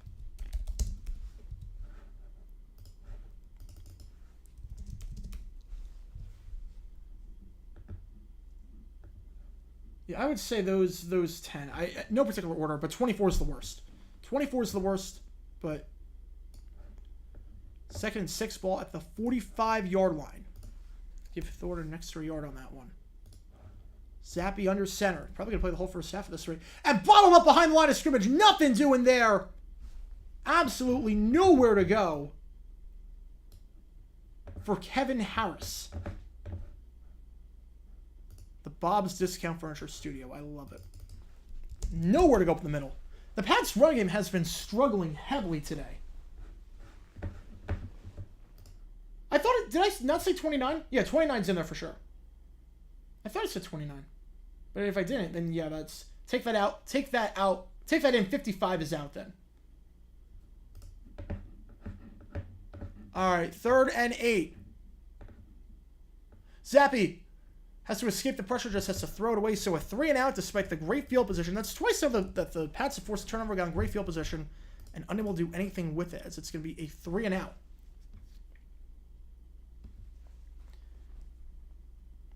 Last 2 punts by Bryce Behringer. Went to the 10. And then the other one, a nice 58-yard punt with a good bounce. We'll see what we can do on this one. Pin him inside the 20 here. We'll see. Super Bowl 24. No, that was Broncos-Niners. That was Broncos-Niners. We got a response to the NFL being too woke and a response to the NFL not being progressive enough. Yep, that's the discourse of everything. That is going into the end zone for a touchback. Ooh, that is not going to be good for Bryce. That is not going to be good for Bryce. He's in a battle right now. The 6th-round pick with Corliss Waitman. That will not help his cause. So Texans get the ball after the touchback with 7 minutes left in the first half of action. First attempt at the 20 when we come back. Yeah, 24 was also the first of Seifert's too. Yeah, every Super Bowl that Seifert was in was bad. It looks like we got the 70 back that we lost from the Wi-Fi incident, which is nice. Worst conference championship by decade. And is 9 the only Super Bowl comparable to 53? I would say so in terms of low scoring but close. Yeah, I'd say 9. 3 also to some extent, but 3 was historic, so that's fine. Worst conference championship by decade. All right, so let's go 70s. The Steelers-Oilers game, the first one, not the second one, because obviously that was a pretty good game. And in the NFC, take your pick. Cowboys-Rams, probably. Cowboys-Rams was pretty bad. 80s. Worst one in the AFC. Worst one in the AFC. Worst one in the AFC for the 80s. That's a tough question. I would probably say Dolphins, Steelers, or Seahawks, Raiders. I'll go Seahawks, Raiders. And the NFC, I will go. You go Bears, Rams? Do you go Bears, Rams for that? You could. You could go Bears, Rams. I'm going to go Bears, Rams. Nothing anytime soon? No, it hasn't happened since 44, so it's not going to happen. Glad you do these streams because it really makes it feel like commercial football. Thank you so much. Yeah, I love that feeling. 90s, all right, AFC, that's easy. It is definitely the Bills-Raiders game. The NFC, I will say on that one, the Packers-Niners game. Packers-Niners against Super Bowl 32. 2000s, worst one, I think you can go the 2000. You can go NFC, you can go Giants-Vikings, and in the NFC and in the AFC, you can probably go Ravens-Raiders. You can probably just do that. I mean, Patriots-Steelers is up there too. 2010s, Pats-Colts for the worst in the AFC. NFC worst one, probably Cardinals against Panthers.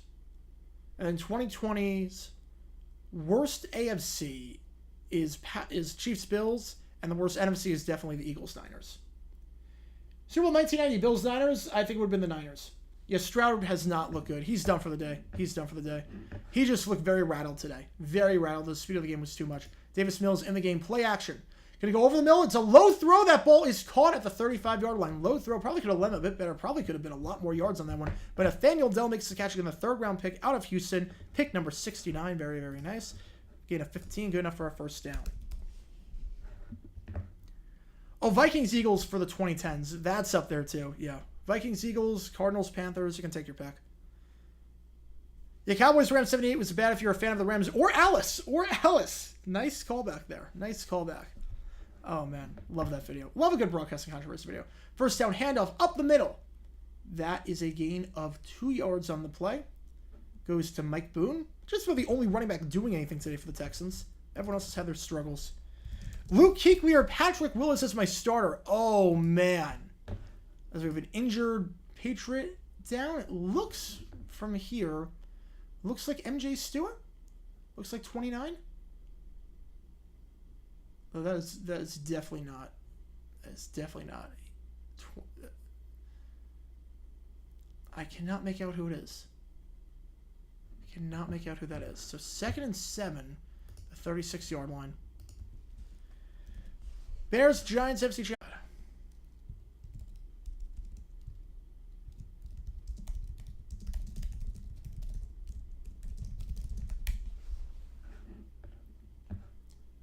What on earth? All right. Okay, Wi-Fi's good. Wi-Fi's good. All right.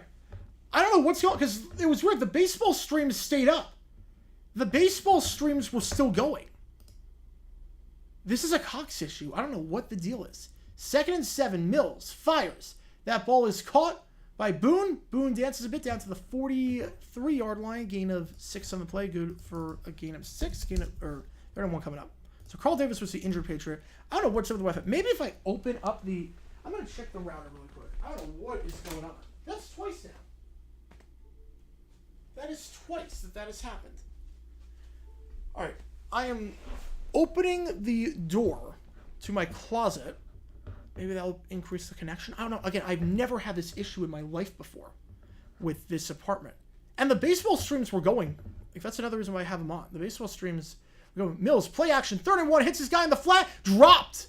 That ball is dropped. Nice throw, too. That ball dropped by Andrew Beck, and the Texans will be forced to punt. I haven't had too many issues with Cox, but it's... I don't know what happened. All-time NFL draft, who am I drafting first? Brady. Jared Allen Hall of Fame, absolutely, first ballot. Oh, no, he's not... He's eligible. He didn't get in first ballot. But yeah, I would say for sure. For sure. Do you think 98 Vikings would be in the Broncos if they didn't lose the NFC Championship? I don't think anyone was stopping the Vikings that year. If they made it, nothing was stopping them.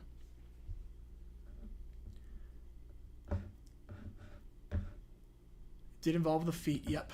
Just for feet. What a great ad that was. 4th and 1. Punt. Fair caught at the 9-yard line. With 5:07 left in the first half. Will the Wi-Fi go out again? We will see. Again, I've never had this issue. This is bizarre. I've literally never had this issue before. So I don't know what to say. Because every other stream has been perfect. But thank you guys for sticking with me. I don't know what is going on. But hopefully we don't have any issues again. Otherwise, Zappy, it looks like he's going to finish the half. So we wonder if McSorley plays the second half. Will he play the third quarter? And Malik Cunningham plays the fourth? I don't know what's going to happen. Handoff up the middle. Once again, nothing really doing for the Pats on the ground today. Only a gain of 1 down to the 10-yard line. Handoff there went to J.J. Taylor, number 42. I have Spectrum? No, I do not. I have Cox. I have Cox. Yeah, at least it's preseason. But it just stinks. It just stinks. All right. Best team that lost before the Super Bowl that would have beat the team that won besides literally every Giants Super Bowl this decade. Second half, the ball is caught by Sokol. Weird seeing another tight end wear 87 on the Pats, but 3rd and 5 coming up at the 14-yard line. You know, I don't like Spectrum. I hate Spectrum / Time Warner. I hate that. We're seeing Verlander's 500th career start. That is awesome. Have a great time, man. Have a great time. So the best team that lost before the Super Bowl would have been the team that won besides... I think the 85 Dolphins would have been the Bears. I think 85 Dolphins would have been the Bears.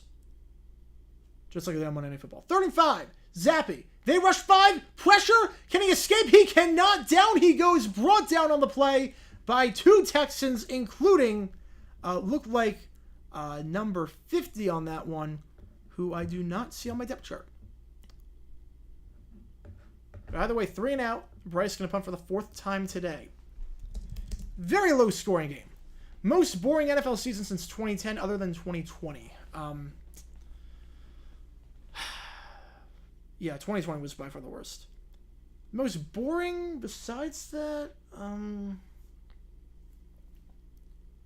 maybe 19. Honestly, I think 2019.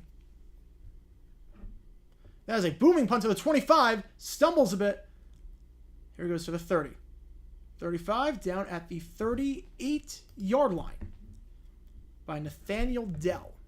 So Houston going to start this drive at the 38-yard line. Best team to not win a Super Bowl. 07 Pats. I don't know how it could be anyone else.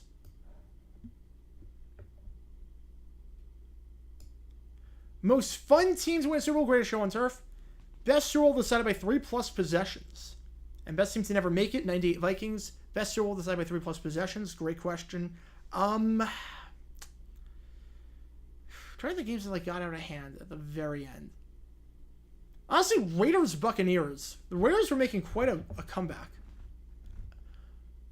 All right, 1st and 10. Mills fires slammer. That ball is caught by Dell. Dell to the 50, using his speed to the 45 to the 40, down to the 38-yard line. Nathaniel Dell putting that speed on display from the 38 to the 38.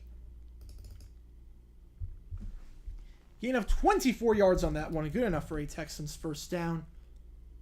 Nathaniel Dell, super fast. You can see it right there. Good evening, JG9. Would you mind talking about how Steelers-Browns Week 12-20 team by how the Steelers got 8 turnovers, but not the second game? Yeah, I mean, something like that. I mean, turnovers are very fluky sometimes. Turnovers can be very fluky sometimes. 1st and 10. Handoff stumbles. That's quite a few times now there's been stumbling. Wale, though, able to recover a bit. Gain of 7 for a 2nd and 3 coming up at the 2-minute warning. Texans' best scoring opportunity of the day. Coming up, he was brought down on the play there by Isaiah Bolden. 2nd and 3 coming up at the 31-yard line by when we get back. This game is at Gillette. Or at Veterans. Oh, is this Gillette? Is this Gillette or Veterans? Yeah, I mean, I don't know. People are slipping and sliding all over the place. I don't know what it is. All right, we got another bot. We're good. The tiny upper left scorebook for Fox kind of ruins the 2014. Yeah, that scorebook was just bland. They had such a good one in 2011. That's such a good one after 2011. Oh, honestly. Oh, speaking of 20, the best one decided by 3. Yeah, Super Bowl 28, 30-13. Because that game was a good first half, and then if Thomas didn't fumble that ball, I'm convinced they win that game. Yeah, 28, yeah. I forgot that was only 17. Best scorebug, I think the Fox one from the early 2010s is incredible. The Fox early 2010 scorebug, it was simple, it had everything you need, it was compact. Like the logos were good. I think the 2011 scorebug was peak scorebug. Had everything you need, and it looked pretty. It looked really, really nice. I can admit it's a terrible scorebug, but I do love the early to mid 2000s Fox with the ticker on the top, where it looked like a sports bar. I do kind of like that. The one they had after that was terrible. Who was Chicago's opponent when they played their first game as the Bears? Ooh, tough question. Cardinals? I would guess the Cardinals. I mean, it could be a bunch of different teams. I mean, you got Rock Island, you've got Providence, you got, I think Frankfurt was in the league back then. So, you got Cannon. I'm going to go the Cardinals. How many games will the Texans win? I think they win 4. I think 4 wins. Look, I'm not crazy about... What we saw at Stroud today was not promising at all for the Texans, which, I mean, as a Jaguar fan, I'm not really complaining about that. But there was definitely... He sensed a lot of pressure, and the game was just way too fast for him. It's going to take some time. The Racing Legion in Wisconsin. I would not have guessed that. I knew they existed, but stinks because I'm a diehard Legion fan. So I should have known that. I like the Fox Corner scorebug, simple but sweet, and take up the entire screen. Exactly. If you know the 2011 scorebug, that's the gold. That's the gold standard for me. That's the gold standard. Broncos are cards. Who's going to suck more? Broncos have a coach. Broncos have a roster. So I think the Cardinals will be terrible this year. I also that they play tomorrow. I think I'll be going to that game. So that's why there are no streams. But I mean, Grossi's streaming the Packers game, so obviously going to be competing with him. Don't really want to do that. Best QB duo: Peyton Manning, Jim Sorgi, or Philip Rivers, Clipboard Jesus. Manning Sorgi was pretty good. Obviously, the best one was Montana Young, but Manning Sorgi was good. Horsecow was only 18 years old. Yeah, it feels like it's been around forever, but yeah. You want somebody Sagos from the 90s. It's crazy. Second three, screen pass. That ball is caught. First down at the 28-yard line. Catch there made by John Mitchie III. Love to see it. Love to see it. For those who don't know the story with John Mitchie, missed the entire season last year with leukemia. He's out there now. He just got a catch. Good for him. I'm hoping he does well this year. John Mitchie, the team's second-round pick out of Alabama. Missed the entire season with leukemia. Gets his first catch in the NFL. Good for him. Good for him. 1st and 10. Handoff goes absolutely nowhere. Ungumba Wale bottled up.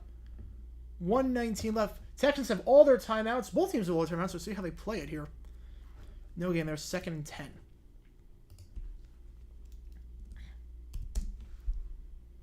Feel bad for Mack. His career is done. Yeah, I think so. Getting up there in age and an injury like that, yeah, he's done. Tyrann Matthew, keeper Jeep. I would say Jeep.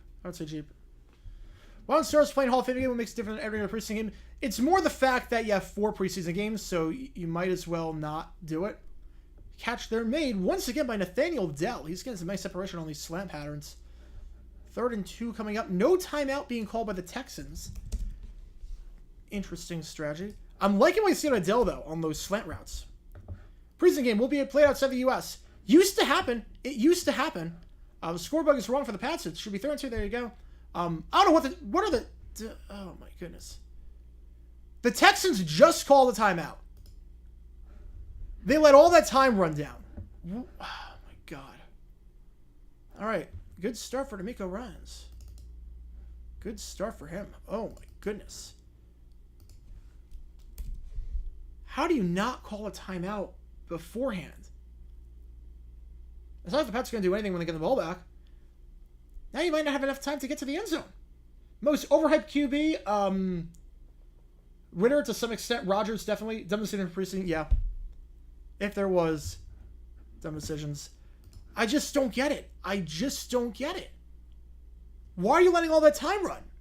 The 2 timeouts now, they're not going to mean anything. You're going to have to take shots at the end zone now. 3rd and 2 at the 18-yard line. I think the star right now for the Texans, I'm liking Nathaniel Dell a lot. 3rd and 2. Mills. Going through his read. Fires. That ball's full. Can he get out of bounds? Dell can get out of bounds. All right, Dell bailing D'Amico Ryans out. Nice awareness there by Dell. I'm loving Dell in the open field. Nathaniel Dell, that is the name to watch, folks. That is the name to watch. And now the timeouts don't really mean anything. So now you're okay. Because now you just got 3 shots. Nathaniel Dell. Oh my goodness. I am looking at my fantasy league because we already drafted. I'm seeing if he's available because he's gonna be one to watch. I'll do that at halftime. 1st and goal. Ball at the 6-yard line. Mills fires. Back shoulder. Dell! Caught! Oh my goodness! Nathaniel Dell! Oh my goodness! What a grab! Back shoulder throw. What a grab! All right. Oh, please tell me Dell's available in this league. It's a deep dynasty league.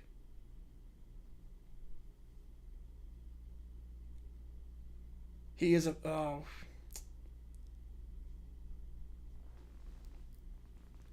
Oh, man. What a grab. Someone took him. Someone drafted him. It was a deep draft. They don't call him the tank for nothing. What a phenomenal catch. Did he keep the feet in bounds? Shades of Antonio Freeman 2000 Monday Night Football game Was his whole body in bounds when he caught this ball? It was. That's a touchdown, folks. That is a touchdown. Nathaniel Dell.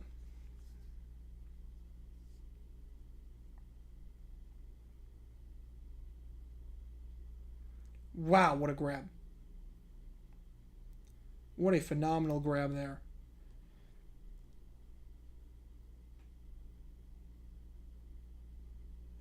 All right, I'm going to try and trade for him because holy cow.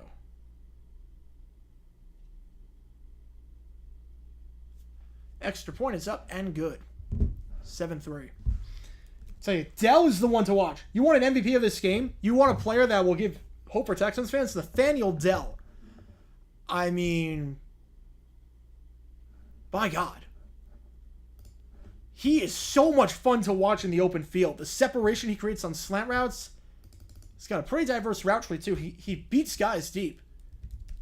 That's not bad coverage either. Not bad coverage there by Isaiah Bolden. Isaiah Bolden, the team's 7th round pick out of Jackson State. Fred Taylor's chances this year, it's going to take a while. He was not a finalist this year, so I don't think he's going to make it for a while. Do I like interstates? I mean, they get me from point A to point B, so when there's not traffic on them, I like them. If the Pats lose, an Angel gets its wings. All right, final real play of the quarter. You have to think that unless there's a big return here, they're just going to take a knee. Remember that the Pats get the ball to start the second half.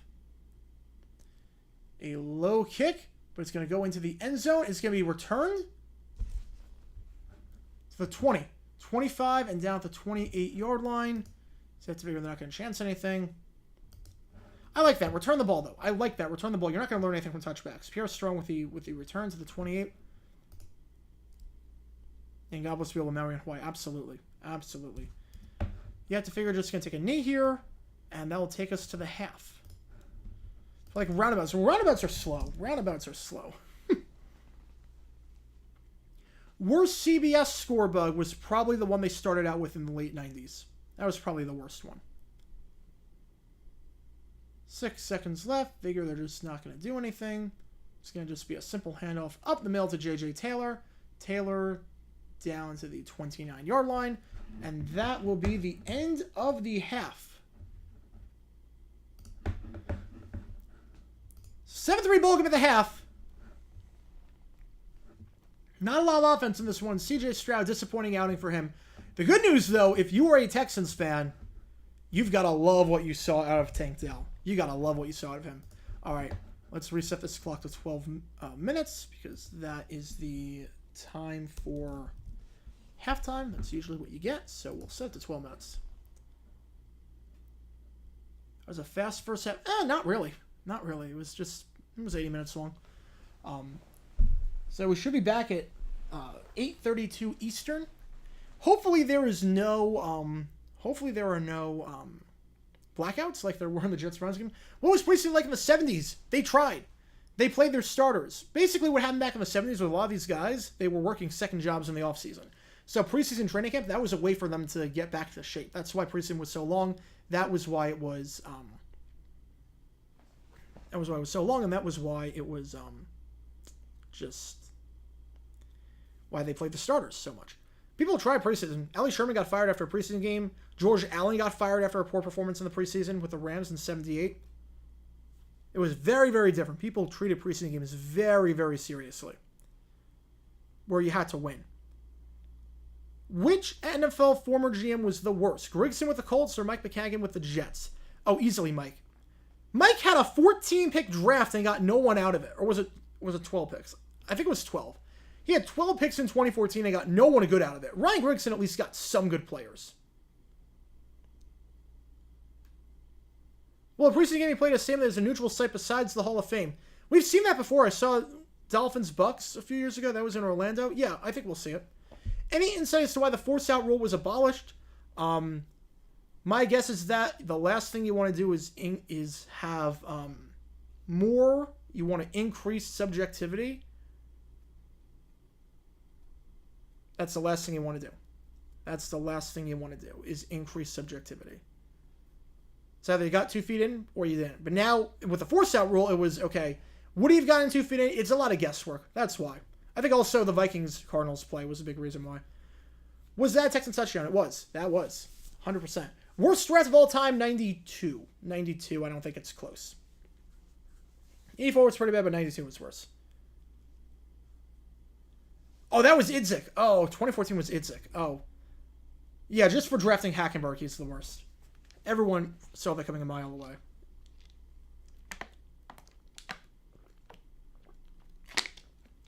I'm just watching this because there's no Yankees on. The game, not the live. Oh, yeah. And so Zappy didn't really go deep a whole lot. Just had that one throw to Thornton, 10 for 12, 67 yards. Obviously, the big storyline today is CJ Stroud, who just did not look good. And yeah, again, God bless people in Maui and Hawaii for what happened. Let's look at the box score. Let's look at the box score. Someone asked what channel I'm going to flip to eventually get the game on for the World Cup. Well, it's 4-0 right now, mid-8 in the Cardinals-Rays game. So that should be done in the next 50 minutes. Fingers crossed as a Cardinals fan. All right, so let's see. Let's see the box score. Probably should have a box score on me at all times as well. But CJ Stroud, 2 for 4, 13 yards, took a sack, no touchdowns, 1 pick. Everyone say it with me. 17.7 passer rating, which I don't mean to fill in the rest. Andy Reid, Hall of Very Good or Hall of Fame? Oh, it's not even close. It's Hall of Fame. It's not even close. It is Hall of Fame, and it is not even close. Worst GM move in history. John Hadel. The John Hadel trade was probably the worst.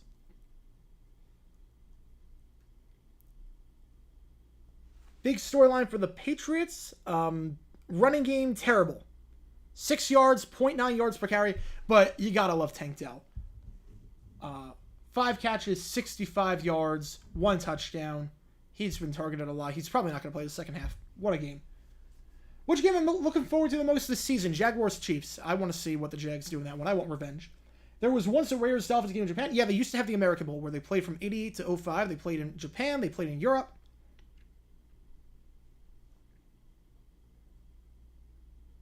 So, yeah. All right, I'm trying to work out this trade thing with Tank Dell. I really want to get Dell.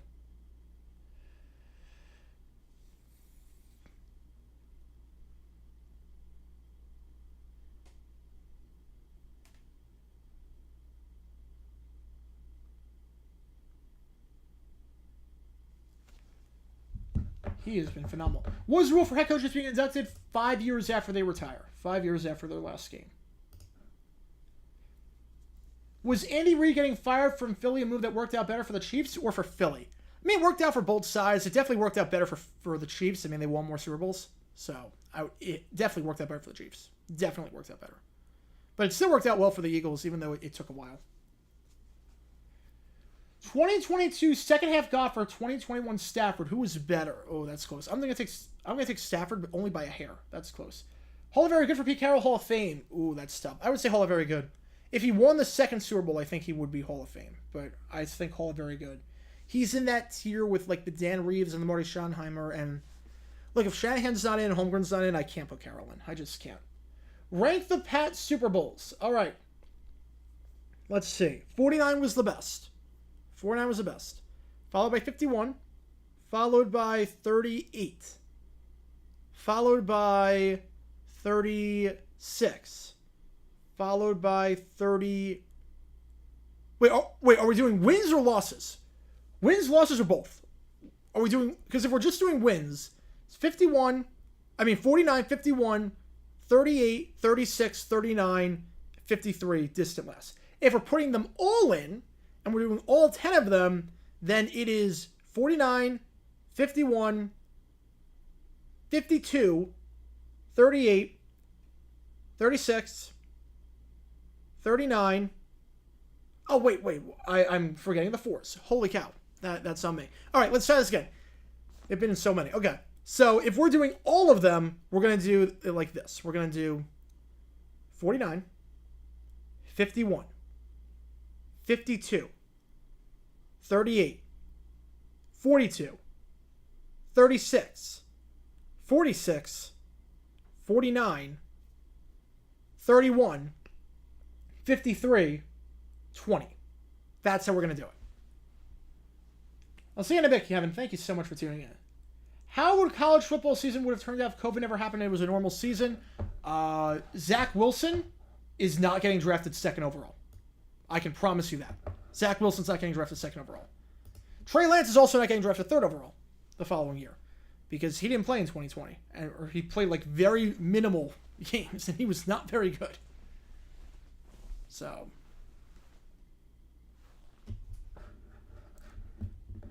I think it plays out differently in the sense that I don't think Indiana's as good as I think they would come back down to earth.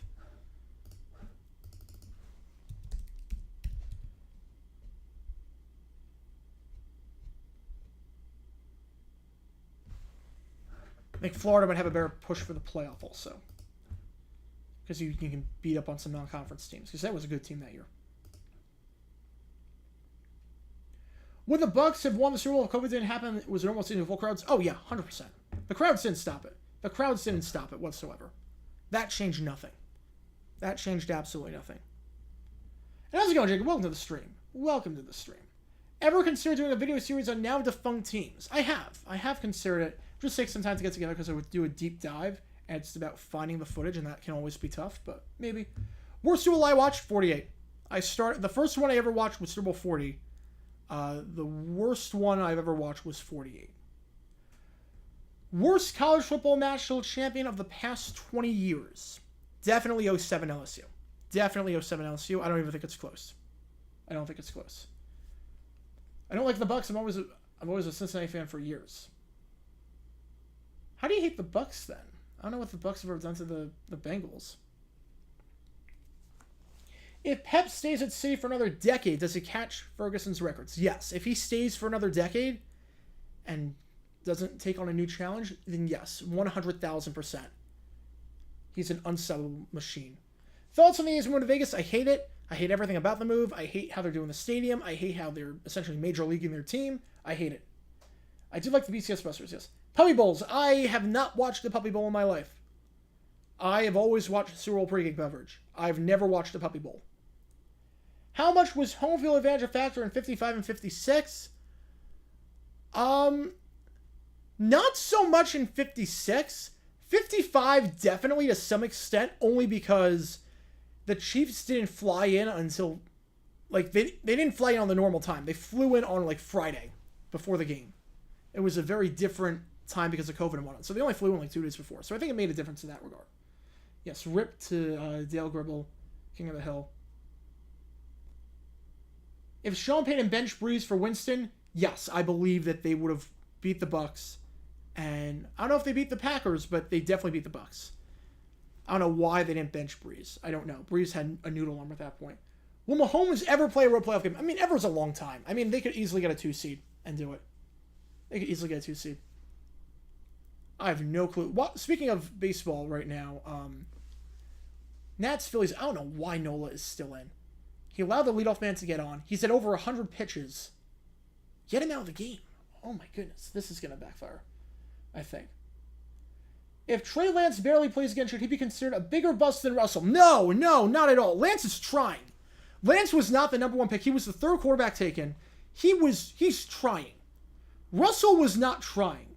Russell was so bad that he literally changed how rookie contracts were structured. He was so bad that rookies did not get paid anymore. So no, not even close. Jaguars, Cowboys, battle the worst recent broadcasters. I cannot wait. I found you on how you found the channel on how CBS created the modern day Super Bowl coverage was if PGA was canceled for a rainstorm in Phoenix. Yeah, crazy story about that. It's funny because I did a paper on that for like I found this cool thing. I did like a senior year. We did the class that really inspired this channel. It was a class about the history of media, electronic media, the history of electronic media. And it was such a fascinating class. And we talked about broadcasts and all that. And I was like, this is amazing. Like, I just took a loving to it. And that, without that class, I don't know if this channel exists in the same sense that it does. One of my favorite videos are the broadcasting videos. So I loved it. So,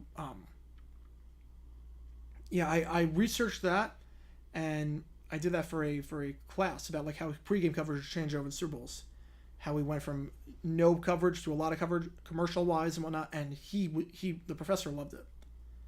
He was like, that's one of the best papers I've ever seen.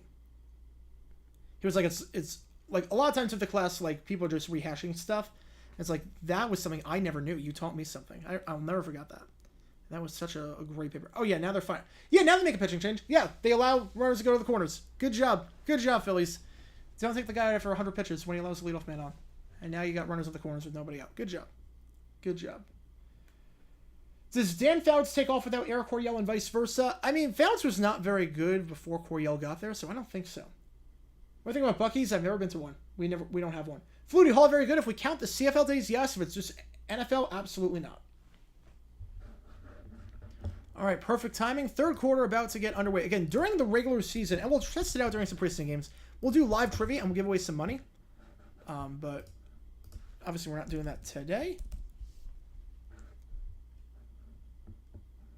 So let's see what we got. Patriots gain the ball to start this second half. Fielding this kickoff is going to be Juju Smith-Schuster back there. Did not think he'd be fielding kickoffs for the first preseason game, but here we are. Juju, the former Chief Super Bowl champion, fielded at the 6, at the 30, and he goes down there. So Zappe played the first half. He's not going to play the second half. I'd be shocked if he does. So you got to figure McSorley. The question is, how long will McSorley play? Will he play the entire second half? Will he play the third, and then Cunningham plays the fourth? Will he play the entire second half minus the final drive and then let Cunningham in? That's what I think is going to happen. I think it's going to be... Okay, so they have 2 7s. It's Isaiah Bolden who returned that one. I was going to say. Yeah. They have 2 7s. I hate that. So it was not Juju, it was Isaiah Bolden on that one. They have 2 players wearing the number 7 jersey.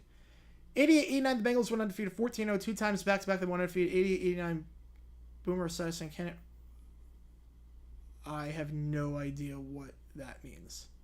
Bengals were good those years. I mean, 89, probably the best team to make the playoffs. In the 10-team era, I think they probably were the most talented team. They're the only team, I think, that missed the playoffs. They're the only team ever that I think missed the playoffs that I think had a legitimate shot at making the Super Bowl. I think the only team that ever had a shot at making the Super Bowl that missed the playoffs was the 89 Bengals. To get what question I was asking earlier. Yeah, the Charlie Batch thing, yeah. Probably Boulder. I remember the Bud Bowls. Yes, I do. I have seen... Zappe's still in! I don't know why. First down at the 31-yard line. Zappe fires short. He's 11 for 13 now after that throw. Out of bounds at the 40-yard line. Gain of 9 on the play. Catch there by Nixon. I don't know why Zappe is still in. This is bizarre.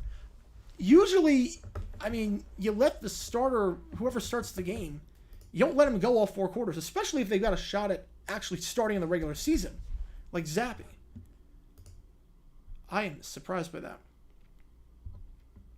Which losing effort was better, Mbappe's World Cup hat trick or Jalen Hurts? Oh, Mbappe. Not even close. Not even close. Mbappe did something we might never see again in a World Cup final. 2nd and 1. Handoff up the middle. Finally a good run for the Pats. That run going to Kevin Harris for a first down. Finally a good run for them. Had just 6 yards running in the entire first half. They just got that on one play here. 1st and 10 near midfield. Repeat the answer. Yeah, so... Yeah, like with Charlie Batch, yeah, the... Yeah, again, the turnover thing is weird. Turnover thing, sometimes it just happens. Sometimes turnovers just happen. Yeah, Harry Kane traded Byron, about time it happened. No run there. 2nd and 10. Stuffed Harris going nowhere. I can never forgive the pass for the snowplow game. I don't blame you. So we have an injured Patriot on the play. So that'll stop the clock with 13:31 left. So let me wind that clock down another 9 seconds. The injured Patriot, for those wondering, it is number 66, Cody Russi. Cody Russi, the man down. Cody Russi, 2nd-year player out of Houston and Louisiana Tech. Michael Irvin heading to undisputed. They're just getting everyone at this point. I don't even know what it's going to be. It's going to be Lil Wayne, Richard Sherman, Rachel Nichols, Michael Irvin. Like, they're just signing everyone. Where does Jalen Hurts' performance rank among performances in Super Bowl losing efforts? Top 5. I think top 5. But it doesn't compare to Mbappe. It does not compare to Mbappe. 374, 4 touchdowns. Great game. Hat trick. Yeah, we're not saying that again. What was my best immaculate grid pull so far? So for crossover, I finished inside the top. I think I finished 6th the other day. I've got it under 5% in crossover. Immaculate, I think my best is 11. I think my best is 11. So today, my immaculate was 29. Yeah, 29, which is pretty good. Because the average score is 5. I've not played today's crossover. I might do that on stream. I got Clint Longley. I got 0.5 on that one. We have another bot. Let me get there. I got Bernie Kosar for Cowboys Dolphins. I got Bob Hayes for 1,000 yards. Only 1% of people went Don Hudson. Only 1% of people. I was shocked by that. Jim Delgado, I love that poll for Pat's Dolphins. Anytime I can use that, I will do it. Jim Delgado, the 3rd string quarterback for the Dolphins back in the day in the 72 season. John Jefferson for Packers Chargers. Kasim Osgood for Lions Chargers. The thing that killed me was Lions Dolphins. I did not think people were going to go Scott Mitchell. I thought, 90s, he didn't play a whole lot for the Dolphins. I thought, I don't think people are going to go that. 13%, that killed me. But Cloyce Box was the one. Cloyce Box, 0.1%, 1,000-yard receiving season for the Lions. Great receiver in the 50s, just didn't play a lot. He's Hall of very good. Do the Niners make Super Bowl 47 with Alex Smith? I don't think so. I don't think they come back and beat the Falcons. I don't think they do. I do not think they do. Do the Texans honor the Oilers as well? No, they do not. They do not honor the Oilers. They do not. Why wasn't your baseball channel called JG9 Innings? Because I never thought of that. I hate you for that. That is genius. That is genius. When the Pats get close to a touchdown, push them far back. Yep, that's how you play defense. All right, here we go. 2nd down. Clock is running after the Rusty injury. Zappy, quick little screen pass. That ball is caught. And take it down to the 49-yard line. So 3rd and 8 coming up. I just look at what is the point of having Zappy in if you're just going to throw these checkdowns? Like, I don't know what the game plan is for the preseason. I'm sorry. This is a terrible game plan.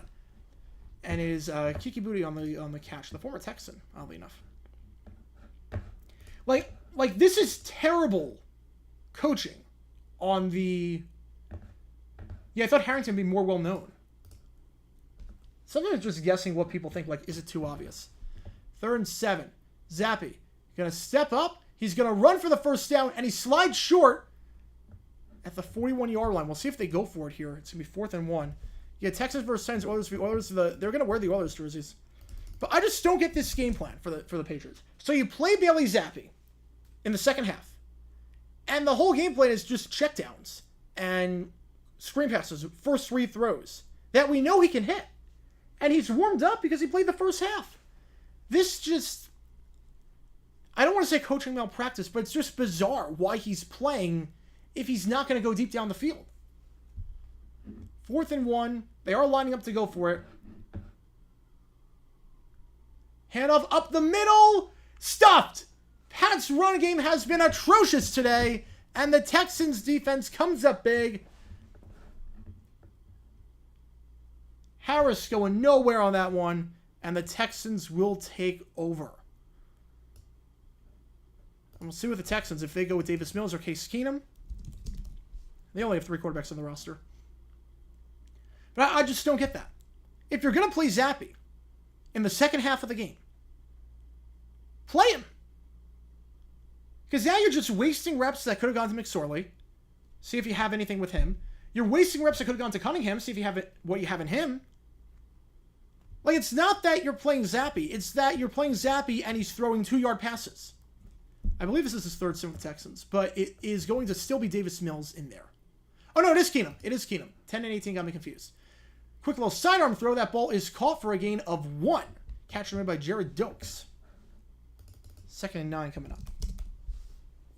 Like, the important thing with preseason is reps. I have to figure Mac Jones is going to play a lot going forward in the preseason, game 2 and maybe game 3. So you want to give your quarterbacks reps, and you just wasted the opportunity to give McSorley and Cunningham some reps because he played Zappi, who played the whole first half for some reason, and on top of that, he played the second half without throwing a deep pass, or a pass more than 2 yards down the field. It was first way throws that anyone could hit. I just don't get it. I just don't get it. Handoff up the middle. Gain of, good second effort actually, gain of 3 on the play, down to the 49-yard line. Nice effort there by Dokes. 4 is eventually brought down on the play.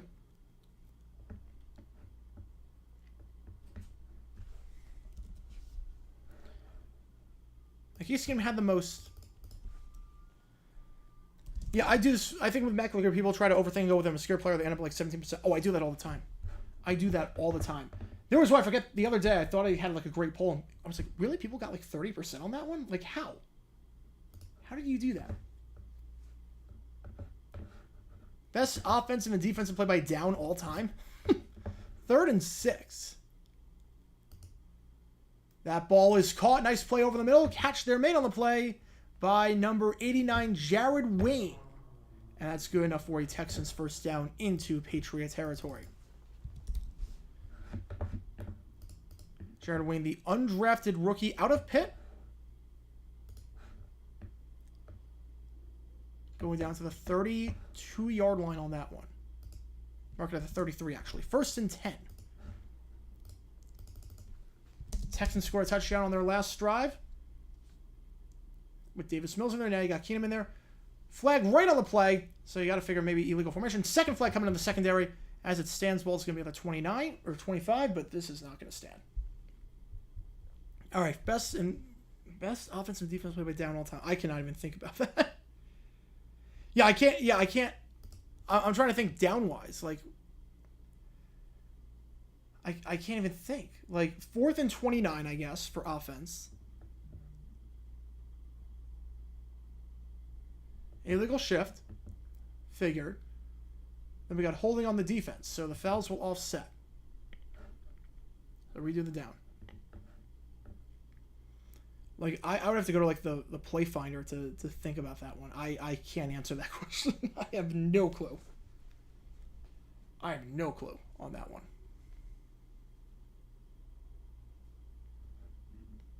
You know, I'm not convinced Jones is the answer either. I'm not convinced. Like, I'm just watching the Pats play. I'm not convinced about this offense. It's very predictable. Very short passes. Not a lot of action deep down the field. Out route, that ball is caught at the 26-yard line. Gain of about 6 on the play.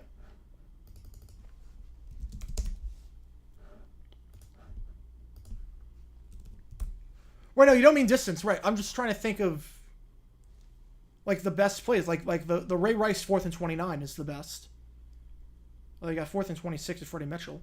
I just don't know. I have to think about that one for the next stream.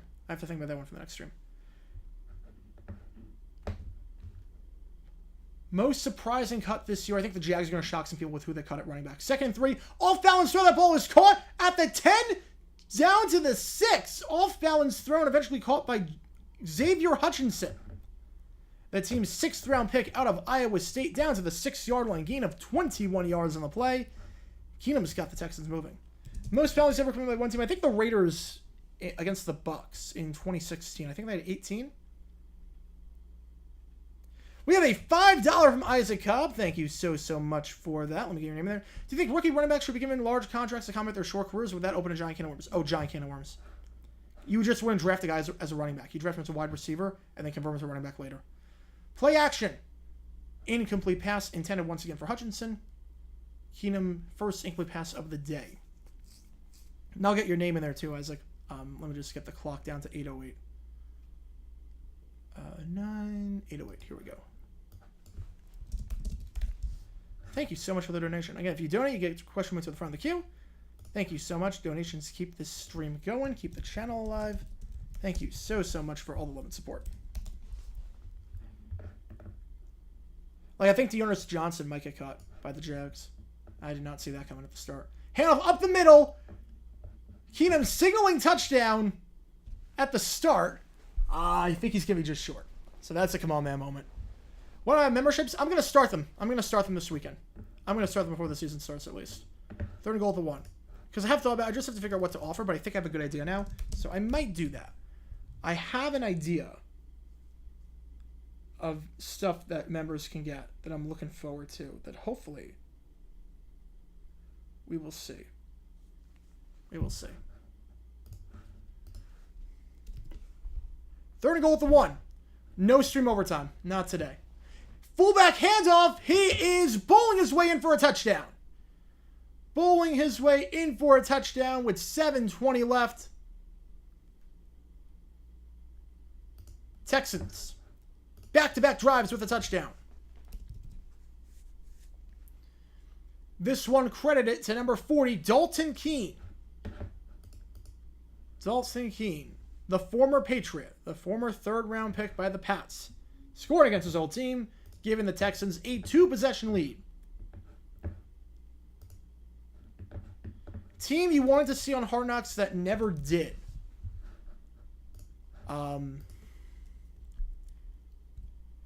So, obviously, Hard Knocks didn't exist back then. But I would have loved to have seen the 78 Rams on Hard Knocks because they fired their coach in the middle of the preseason. I would have loved to have seen that. Worst NBC score bug this decade, as that kick is no good by Kimmy Fairbairn. Oh, no, actually, Jake Bates. Jake Bates. 2 kickers on the roster, and Bates blew that one. So 13-3 ball game, kickoff coming up with 7:20 left. Worst NBC scorebook 2010 to 2023. The original one was kind of clunky. Kind of boxy. Never really a fan of that one. Worst wide open completion made against my Jags. Oh man. Worst wide open completion. T.O. was pretty wide open on that 98-yard touchdown in 2009. Reggie Wayne against Reggie Nelson. That was kind of a bloodbath in 2009. I think worst wide open completion. There have been some. There have been some bad ones. Anything to a tight end. Travis Kelce's had quite a few of them, like, on us.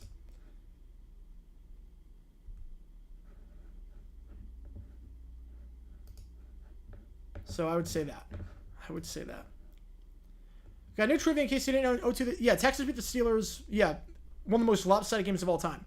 47. Steelers had 427. Crazy. If I ever collected trading cards, used to back in the day, not so much anymore, but I used to collect MLB trading cards. I do have some. I have a Mark Brunell trading card that I got as part of a when I bought a helmet of Mark Brunell. So yeah, when we see Hodges Tomlinson, it's my new favorite player. My new favorite player is DTR.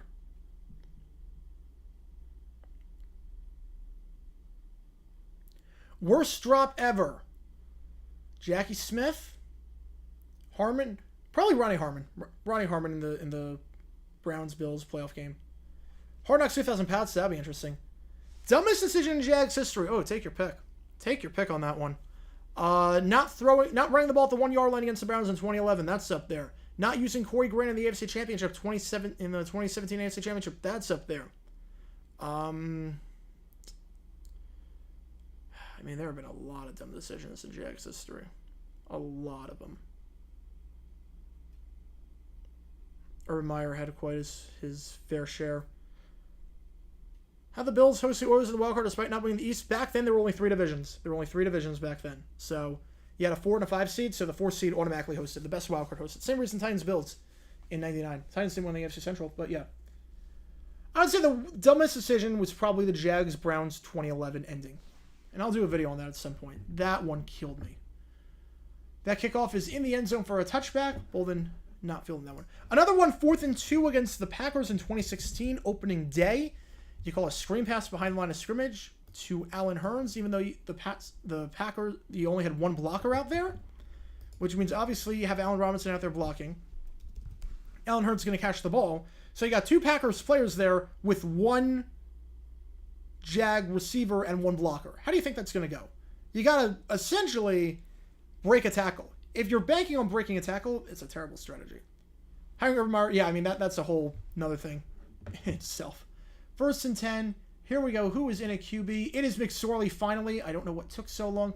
Handoff up the middle, down to the 29-yard line. It is going to be...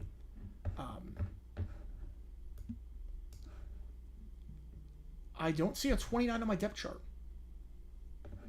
So I honestly don't know who that is. I do not see a 29 on my depth chart. I have a link to the drop.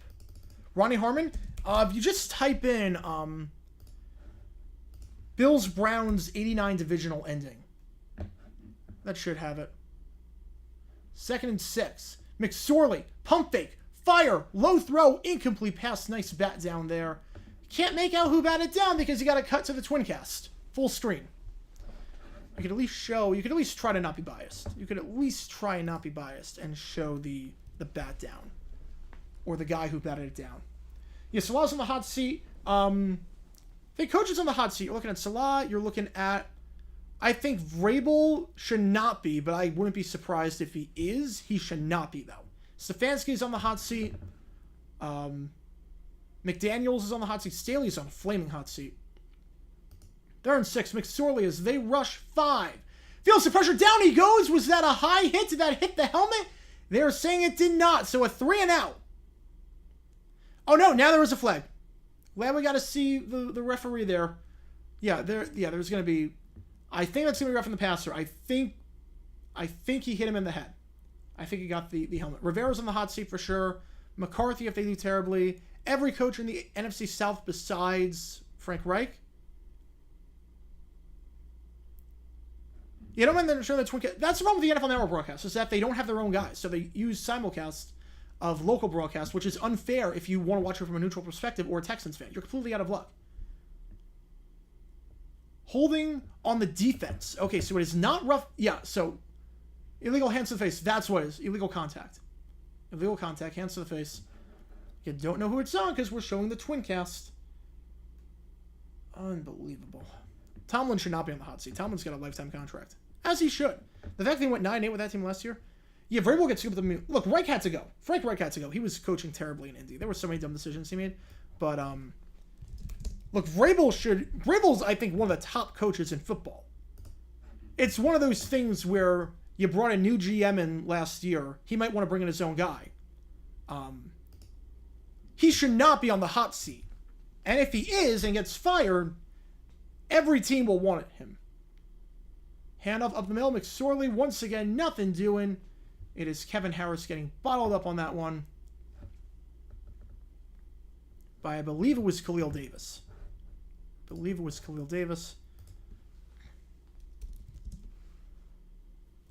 what are the McCourty brothers even doing? If they're doing the twin cast and they're talking during this, they're clearly not doing the twin cast right now. So what are they doing?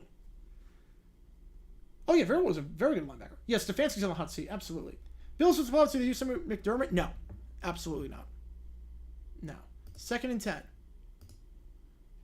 Throw to the flat. That ball is caught for a gain of 4. 3rd and 6 coming up.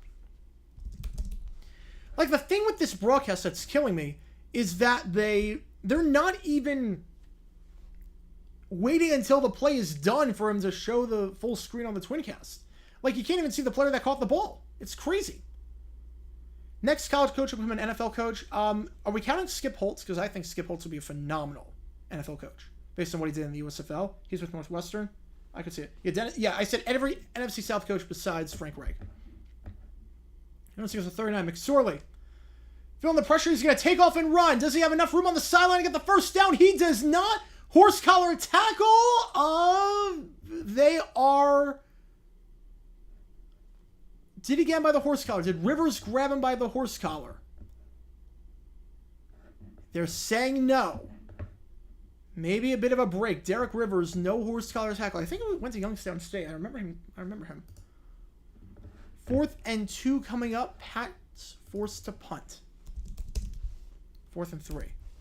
I thought for a second they were going to call horse collar back-to-back 3rd down penalties, but they did not. Cardinals just beat the Rays, so I'm going to turn on the Spain-Netherlands game on that TV. You know, he's just a consultant, but we'll see what happens there. That punt is fielded, fair caught at the 19-yard line. So that's where the Texans will take over. That's where Case Keenum is going to finish the game in the second half.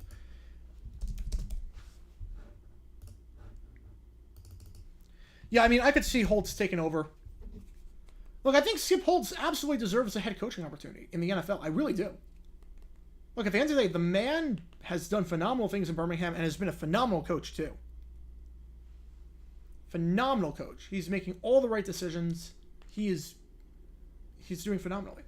Single season turnaround that doesn't get talked about enough. 70 Bengals. Went from 1-6, last place, to the playoffs in their third season. Mike Tomlin is good for winning seasons because he won a year 2 and because of all the he'll go. Tomlin's not going anywhere. Tomlin has never had a losing record. He has gotten more out of less than just about any coach in football. Overtime next game. So we're not going to do overtime next game because the Jaguars didn't play after that. What we are going to do is overtime after the Chiefs-Saints game. That's what we will do.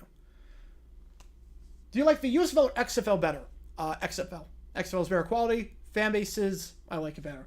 Worst rep on my Jags, easy for me.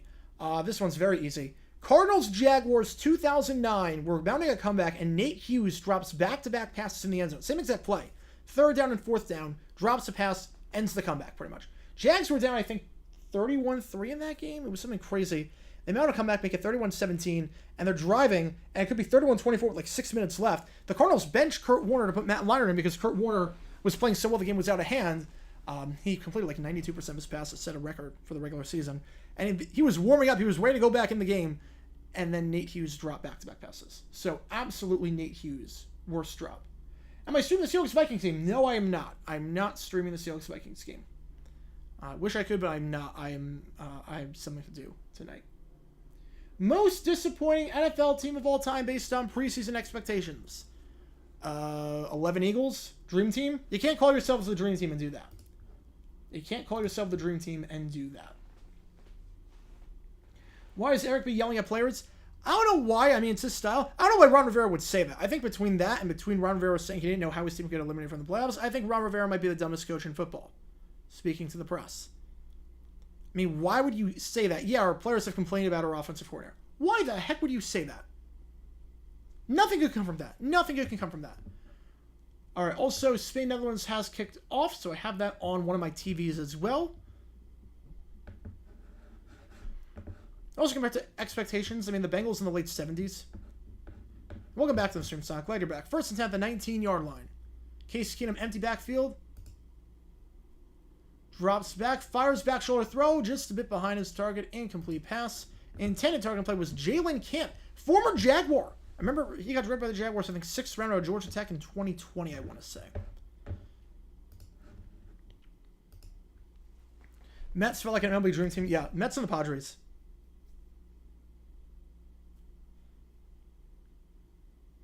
Mets and the Padres. Yeah, 2011 Eagles definitely were the worst team by preseason expectations. They had no excuse. Handoff to the sideline. Out of bounds. Gain of 3 yards there. It is Xavier Valladay. I'm rooting for this kid. Arizona State. Phenomenal running with her. Like one of the only bright spots with the team. I love Valladay. Yeah, Case Keenum. Yeah, it's a different stint. Birthday August 1st. August 1st. Just celebrated it last week. Year-to-year turnaround. Oh, worst year turnaround considering expectations. I mean, Texans from 2012 went from one of the best teams in football to one of the worst. And nothing really changed. Like Matt Schaub just played like trash. Just forgot how to play football. So I'd say them. That's a pretty good pick. 3rd and 7. Keenum fires on the run. Caught. Did he get enough for the first down? That's going to be close. That's going to be a very close spot. Catch there made by Jalen Camp. Once again, his 2nd grab of the day.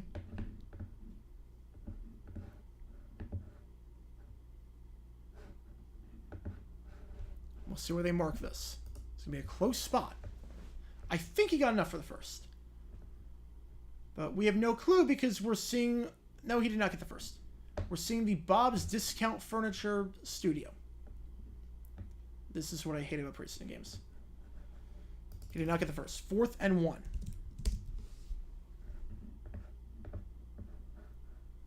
AAF thoughts? Sham of a league. Absolute sham of a league. Poorly run. Players didn't get paid. I will still never forgive Ebersol, and I will never forgive Dundon for that. 4th and 1. Clock is stopped. I think we're going to have... it's a penalty.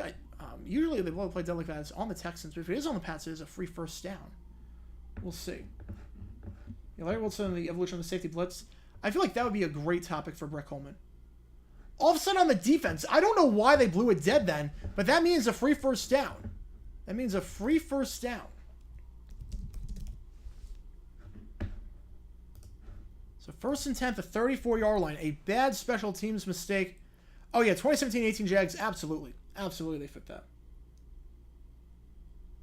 I'm watching on NFL Network. Yes, I'm watching on NFL Network. I'm trying to think, Titans-Bears on Saturday. I'm not sure if that's NFL Network or not. I'm not sure if that's NFL Network. Any AF players still in the AFL, or the NFL? I think Garrett Gilbert. Yeah, Garrett Gilbert is. Handoff. Down to the 38-yard line. Gain of 4 yards on the play. Run there by Dokes.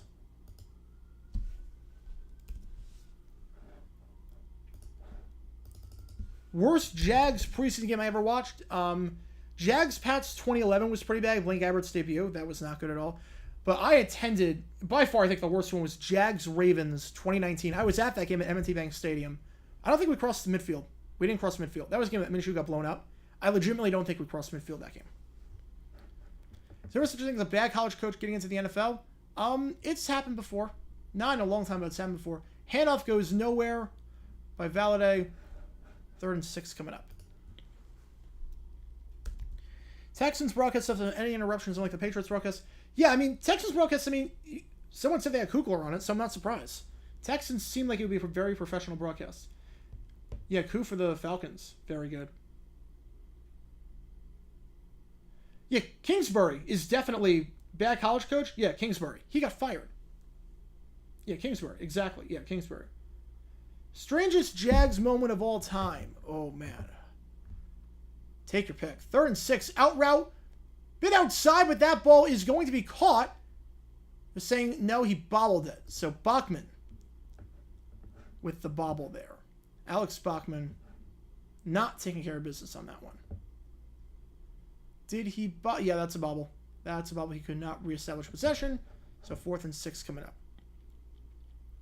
Yeah, who was, I think, the Atlanta Legends. I think for the Atlanta Legends. Strangest Jags moment of all time. All right. So, we've got a bunch of moments that we can talk about. And we will bring them all. We will talk about them at the commercial break. Because there are many different ways I can answer that question. Punt is fielded. Fair caught at the 12-yard line. All right. Pats take over at the 12. McSorley, I'm assuming he's going to come in for another drive. All right, strangest Jags moment. Let's see. River City Relay's up there. The game in 98 against the Buccaneers where a fan got arrested over 3 cents. The axe moment in the locker room with with Hansen. The getting sued for the logo before the game, before the year even started. There's the Dwayne Gratz incident where he got arrested for trying to pay for something with gum. He tried to do that training commercial. Tried to pay for something in bubble gum. That didn't work. The Josh Lambo block field goal that still went in. That whole game was bizarre. There are so many moments. There are so many moments. Jaguars-Giants 2000 preseason, the end of that game. If you never saw the end of that game, go check that out. It's the craziest ending to any game you'll ever see in your life. Bottlegate, yep, that's up there. Everything Urban Meyer, literally everything with Urban Meyer you could say was a weird moment. Jags-Ravens London game, most unexpected Jags blowout. It's up there. It's up there for sure. Most unexpected...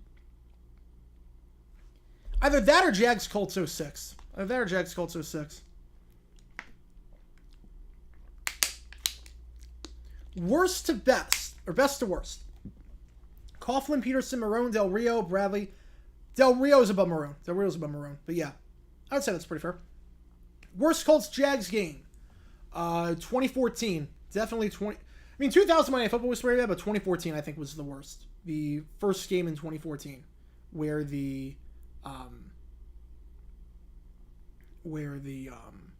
Bortles made his first appearance.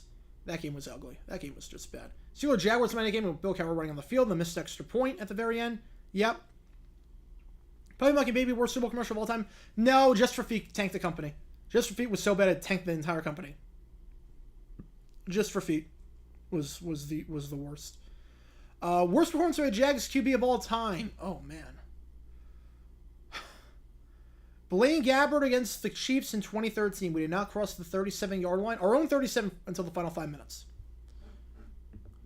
All right, 1st and 10. I don't know why it says 3rd and 21. Oh, because they're showing a replay of the interception by Stroud. Why would you re-show broadcast footage like that when you come back like that? From the same yard line, essentially. That's crazy. That's so unprofessional. Down he goes on the sack. Loss of 7 on the play. McSorley goes down. Brought down there by Chase Winovich. Another former Patriot. Drafted by the team out of Michigan in 2019. 2nd and 17 come up at the 5-yard line. Gridiron Heights, yeah. Yeah, I do watch from time to time. Game of Zones was better, but I do like Gridiron Heights every now and then. Jags Giants 2014. What a comeback that was. Yeah, that was a crazy comeback. Get Chiefs on that one 28-2. JT Thomas had the safety on the punt. And that was it. 2nd and 18. Ball at the 5-yard line. It's going to be a draw play. Bottled up! Can he get out of the end zone? He does! Oh, man! The Pats' running game has been atrocious all day. And that'll take us to the end of the quarter. I think the Pats are averaging less than a yard per carry. Player that's forgotten because of other great players on that team, Dwight White, L.C. Greenwood. They should be in the Hall of Fame, but because of the steel curtain defense with so many players, they kind of get forgotten. I think also Jake Reed is a great answer. You think Chris Carter, you think Randy Moss, you think of great Viking receivers. You don't think Jake Reed, but Jake Reed was a heck of a player. Yeah, let's see the box score. The Pats have 22 rushing yards today, 15 carries, 1.5 yards per carry. Plus you have a touchback on a punt. Plus you have a special teams penalty on 4th down that gave the Texans a free 1st down. Belichick is going to be fuming about this game, and I don't blame him one bit. This has been a pathetic performance by the Patriots. Offensively, there's just nothing to write home about. Everything is short. There is nothing long outside that one play to Thornton. It's just been very, very rough. I don't get what the strategy is here. This is not an encouraging sign for the Pats, I will say. Obviously, players play bad in preseason. It's different, but it's not good. It's not good. Just the game plan, the play calling. There's a difference between playing safe and playing vanilla and doing whatever this is, where everything's a screen pass, everything is short, where the receivers are not getting any separation past the first read. This is not a good game for the Pats whatsoever. Thank you again for doing this too, so I can mute the broadcasting and actual unbiased announcing. Thank you so much for the compliment. Yeah, I want to keep it as unbiased as possible. And that's why I'm not doing any Jaguar games, because I could not do that with a Jaguars game. I know that firsthand. I would also be very, very stressed. It would be a lot of me not talking. It would be just a lot of me staring at the TV. It would not be good. So we'll never do a John Taylor, I don't think he's forgotten because of the touchdown at the Super Bowl. Texans Jackson with wacky ending. You have the Hail Mary. Yep, that's up there. You also have the Hail Mary with the Browns game in 2002. You also have the Hail Mary in 96. 2 Hail Marys in one game against the Patriots. We have a 5 from BW Fuck. Thank you so much for that. Super Bowl 29 is the highest scoring game of the entire 1994 season with 75 total points. Probably the only Super Bowl with that designation. That is a good point. The only ones I can think of. The only other ones I can think of is... Let me get your name in there. The only ones I can think of are... 52 might have a case, and 13 might have a case. But I don't think so. I think 29 might be the only one. That video about the obscure Falcons QB was interesting. Thank you so much. Yeah, that's one of those videos where you probably don't know who Dennis Claridge was. You probably had no idea. And now you do. If the Jags-Giants 2000 preseason game was locally televised and not broadcast nationally on CBS, would it still even be seen? I don't think so. I honestly don't think so. The fact that it was nationally televised helps a lot. All right, check your loved ones. Castellanos just hit a home run. He just hit his 20th home run of the season. So if you have any loved ones, check on them right now, because Nick Castellanos just did his thing. Why is NFL Plus not air both broadcasts? I don't know, but it's so unfair to Texans fans, so they have to watch this biased broadcast. 3rd and 22 at the 1-yard line. Pinned deep. McSorley fires a duck, an absolute duck of a throw. Incomplete pass. Did not keep the feet in. Intended on the play for Thyrick Pitts, undrafted rookie. A terrible throw, though. I mean, that was a duck. There was no spiral on that one. 98 Vikings, 04 Steelers. Best team to not make Super Bowl. Oh, it's easily 98 Vikings. Easily 98 Vikings. The Jags-Giants, good one last game of the season. Yeah, that was the... I did a video on that game. That was the Fred Taylor trash talk game. Dennis Claridge walked so Damian Lillard could run. 4th and 2. A quick punt there. First punt of the game by Corliss Waitman. Behringer had the punts in the first half. And it's going to be Texan ball at the 40-yard line. So not a great punt. 39 yards. That is it. As Steven Sims on the return there.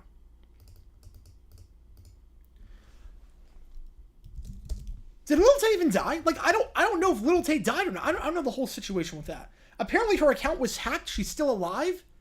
I don't know. Why Kessie says 30 home runs before? Have you never seen the 2020 the Tom Brenneman thing? And there was one that like he would hit home runs during memorials and whatnot. It's just a thing with Castellanos. So 52. Yeah. Oh, I don't even know it said 52 because Jaguars Steelers obviously 45-42.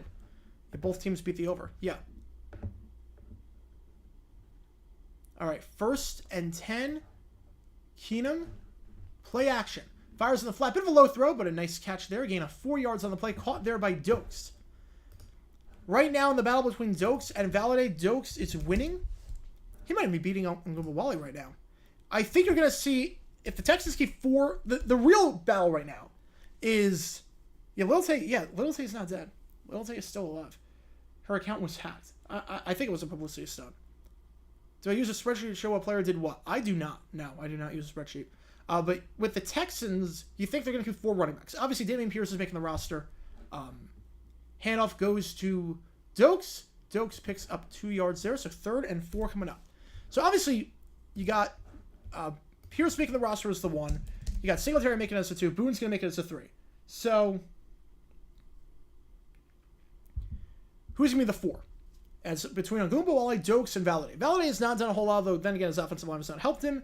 Ogunbowale, not a lot of speed. On top of that, he's on the older side compared to other running backs. And on top of that, he had a fumble. You can't fumble if you want to make the roster. Dokes is probably the most consistent as the number 4 back. So right now you figure Dokes is winning that battle. 3rd and 4 coming up, though. How's the game? It's not been good. I got to be honest. It's not been good. 3rd and 4. Kim going through his reads. Over the middle of that ball is caught down at the 23-yard line. Catch there made by Jalen Camp. Once again, the former Jaguar, the former Georgia Tech player. Good enough for a gain of 11 and a first down.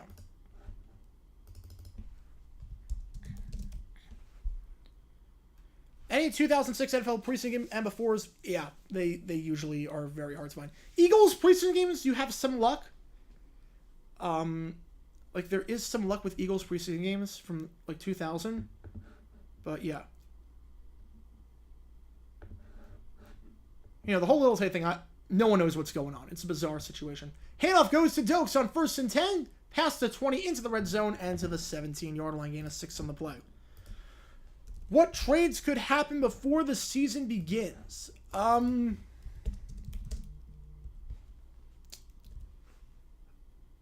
I'm thinking...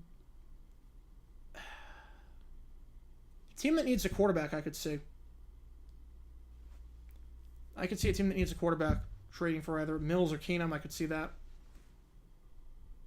Dearness Johnson, one of the running backs, I think, on the Jaguars will be gone. Spain just hit the post twice. Oh my goodness. Keenum on the run. Incomplete pass. Spain just hit the post twice. Dolan Keene, the intended target on that one. Off balance throw. 3rd and 4 coming up. Couldn't hit this guy in the flat.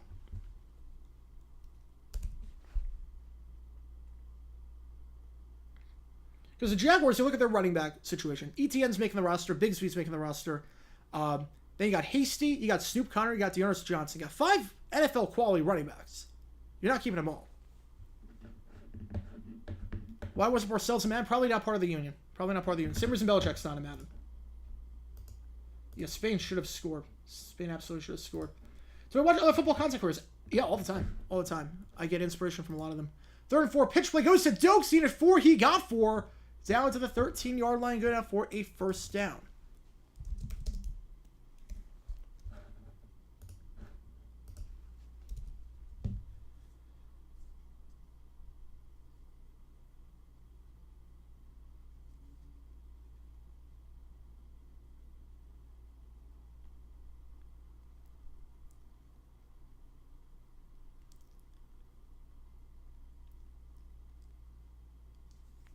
Why teams have grass fields so they don't paint the logos and word marks or in the ends of preseason as opposed to just finishing it up? I think for this it's partly because of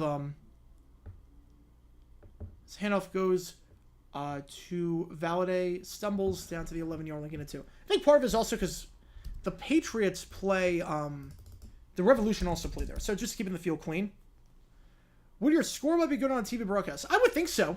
I would think so. I'd like to think so. I mean, it's got all the information you need. It's got the clock. It's got the logos. It's got the timeout challenges. I think so. Can the Colts take one of your running backs? Will this be Belichick's last season? No. No, he's got a lifetime contract. Yeah, but I watch Your Name Tree. I watch 5 Point. I watch Grossi. John Boys, obviously. 2nd and 9. Ball at the 11. Keenum. Quick throw. Curl route. Ball is caught down to the 5-yard line as the catch is made by...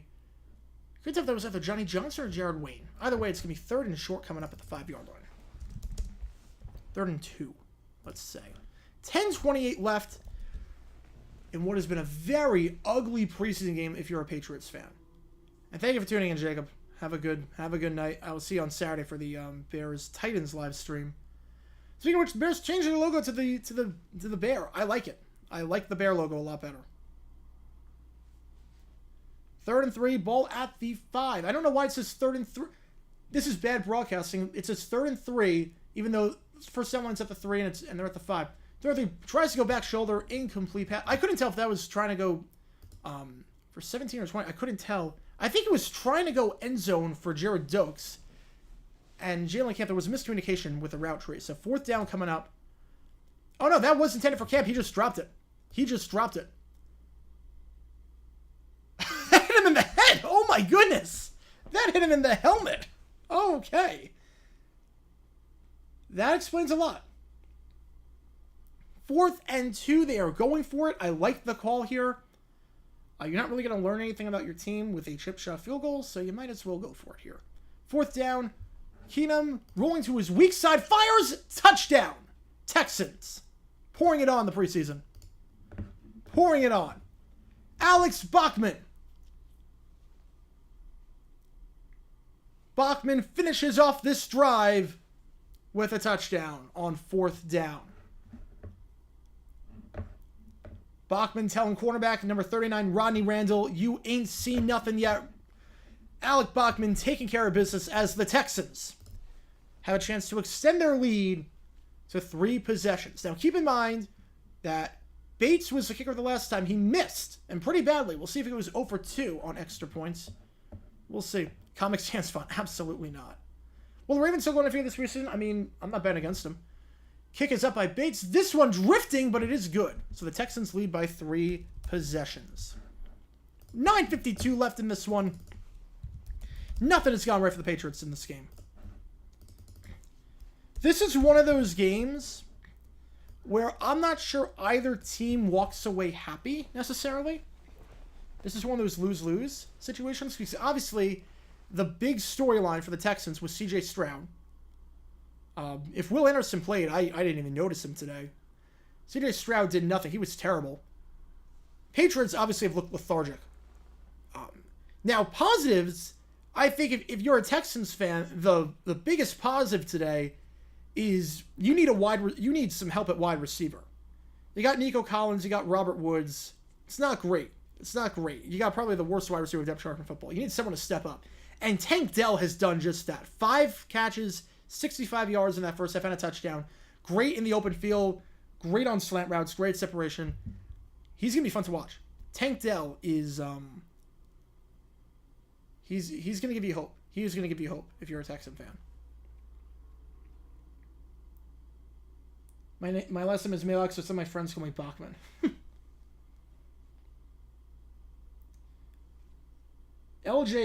LJN had an NFL game? Really? LJN? They're like the worst game company ever.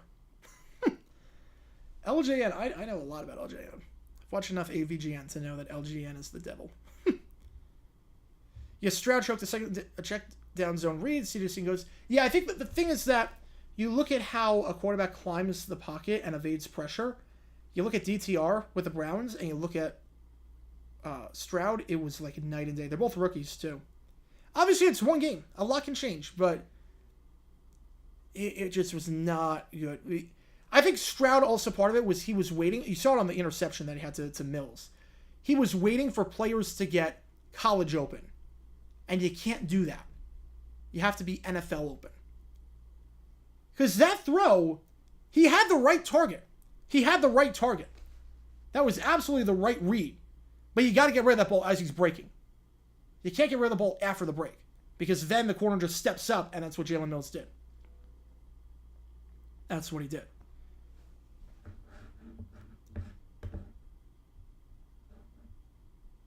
That's exactly what it is. Offensive coordinator is Bobby Slowick. Offensive coordinator is Bobby Slowick, the passing coordinator of the Niners. He's been with the team for the past few years. Mika Ryan's just taking guys from the Niners staff. Not surprising.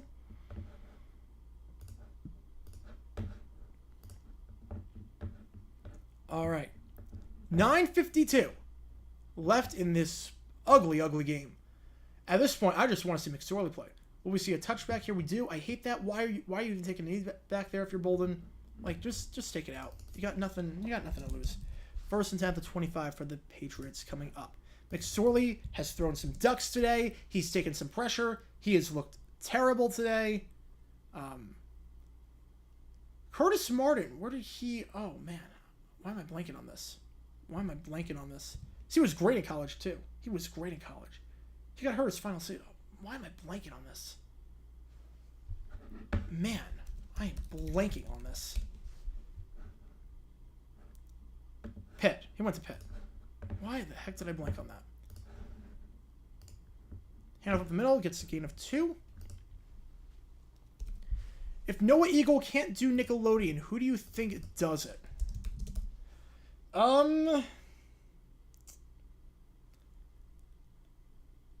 That's a good question.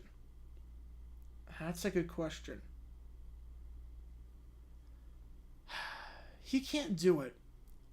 I honestly don't know. 2nd and 8. It is Cunningham in there. It is Malik Cunningham, the Louisville quarterback, gain of 7. This is what I want to say. So Malik Cunningham, I love the kid in college.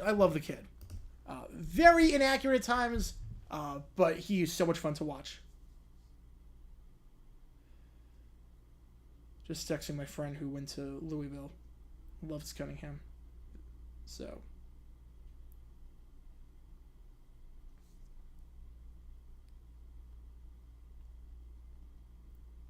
3rd and 1, handoff up the middle, gets the first down to the 39-yard line.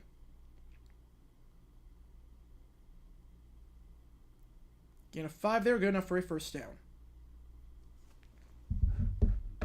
1st and 10, the 39 coming up.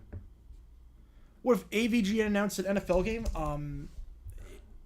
The FCC would not like it. This give me some excitement. Yeah, I think Malik Cunningham, I mean, he was very explosive. Iron Eagle on Nickelodeon. Yeah, Iron Eagle will be a pretty good choice. 1st and 10. Play action. Cunningham feels the pressure. Oh, that's a terrible throw. It's behind him. Still caught by Pitts. Gain of 2. That's one of those you just got to hit the guy in the flat. You sense the pressure like that, you just got to hit the running back in the flat. He's open. Took way too long to get rid of that. You throw it behind him into traffic. Lucky that was a catch for a gain of 2, because that could have been disastrous otherwise. Do you think Bill Belichick final season in New England? No. 2nd and 7 coming up. Cunningham's first throw is a completion, but again, not a very good one. Over on CB. Okay, that's actually funny because I'm in a Big Brother fantasy league, so I know all about that story. That ball is caught by Washington into Houston territory for a first down, gain of 10. So I'm actually in a Big Brother fantasy league. I'm a diehard Big Brother fan, so I know all about that story. I mean, thank God they booted him. I mean, you can't say that word. You just can't say that word. It is not a hard concept. That word, especially if you are white, should not be in your vocabulary. He should not be saying that. Thank goodness that that he got kicked. He said it so casually too. That's the crazy part. Gain of 6 on that run by Cunningham taking it to the sideline. Yeah, I am in a Big Brother Fantasy League though. So, pretty good at it too. Pretty good at Big Brother Fantasy. I've got, who do I have on my team this year? I got 4 players. I've got Red. He was my last pick. I had Matt. I had the second pick. I picked Matt. Had Assam. I had Cameron as my, and I have Red. So I think I'm going to be okay. Tom McCarthy doing the Nick? No. That'd be terrible. That'd be terrible. He does not have the energy to do it. 2nd and 3. Cunningham. Trying to direct traffic. Looking to take off and run for the first down, and he does! At the 35-yard line before he gets pushed out of bounds. That's what Cunningham can do. He can scramble. He can move with his feet. There's a flag on the play, though. But remember, the thing with preseason is that you don't game plan for other teams. Holding on the Patriots, so it will not be a first down. So you don't really have spies in place. Like, you would obviously play a spy on Cunningham. If this was real football, you have a spy on Cunningham. But you're not really scheming in preseason. So Cunningham might have a chance to do something here. 2nd and 14 coming up. Oh, yeah, someone said the hard... Yeah, someone said the N-word. I couldn't tell how it ended, but either way, like, you cannot say that word. You cannot say that. It is that simple. He said it on a live feed, tried to cover it up, and he got ejected from the house. First guy in, I think, 7-8 years to get ejected. Crazy. Crazy stuff, but good thing they ejected him. They would not have done that 3 years ago. They would not have done that 3 years ago. I'm glad they're taking some action. 2nd 13, QB draw. Cunningham to the 45, and that's a penalty. That is a penalty. Cunningham goes down by the helmet. Hopefully he's okay, but that is a very obvious penalty. So move it up to the 30-yard line with 5:44 left. This is the most promising drive of the day for the Patriots. And that's just because Cunningham is just that creative and that explosive. That's really all it is. Cunningham can beat you with his feet. Now, I don't know if he's a great quarterback necessarily, but he is an electric player to watch, and I think he will catch on somewhere. Maybe not as a quarterback, but he will catch on somewhere. USFL, XFL, if he switches positions. We have a $5 from BW Fuck again. Thank you so much for that. In Week 9 of the 2002 season, the Lions defeated the Cowboys 9-7. Lions had 148 yards of offense compared to Cowboys 221 combined total of 369. That brutal game. Brutal game. Well, first off, you can't sing a rap song on Big Brother because you don't have the rights to it. But either way, it's not a hard concept. Just don't say the word. It's not a hard concept. Cunningham pump fakes and eventually gets out route. That ball is caught, gain of 6 yards on the play. Catch there made by Pierre Strong Jr., the running back. It shouldn't be up for debate. Like, you just don't say the word. It should not be up for debate, especially if you're a white man. Yeah, it was clearly made in it was not directed at anyone. He made it in like a joking manner, but still, you cannot say that word. But he didn't direct it at someone. It was a very casual drop, which is still horrible. 2nd 5, handoff up the middle, down to the 22-yard line. To Pierre Strong Jr. 3rd and 2. Luke got kicked out of Big Brother. Which I had him ranked 13th out of 16 going into my preseason rankings, so because obviously we didn't know about Siri coming in, so you couldn't plan for that, but yeah.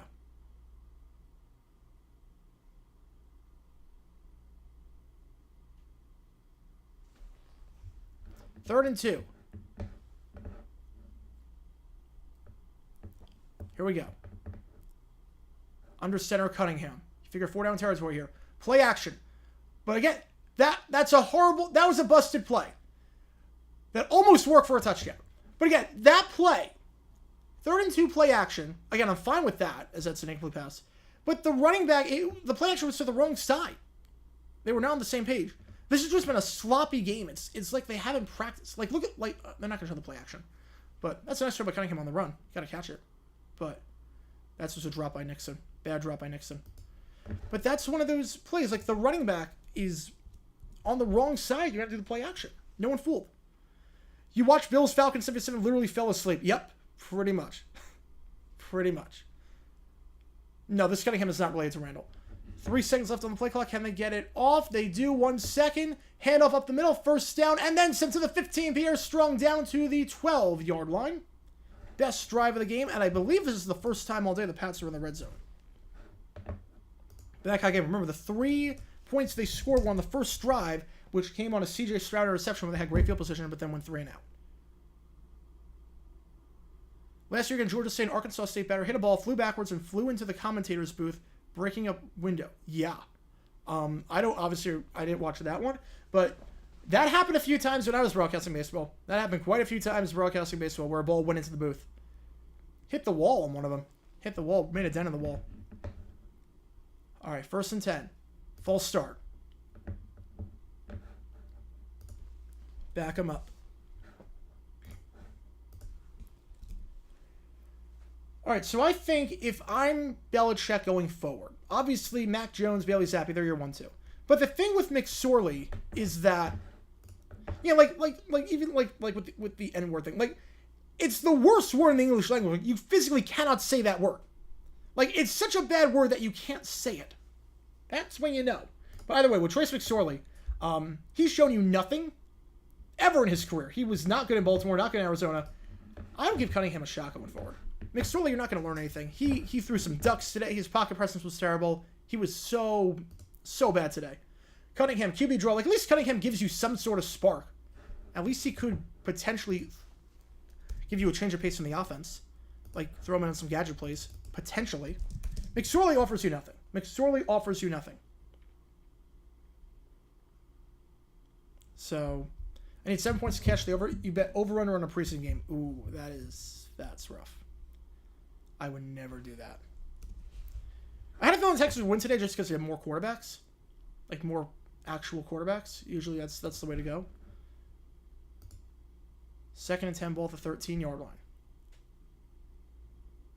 Up the middle to the 9-yard line. Looked like that was a J.J. Taylor on the run.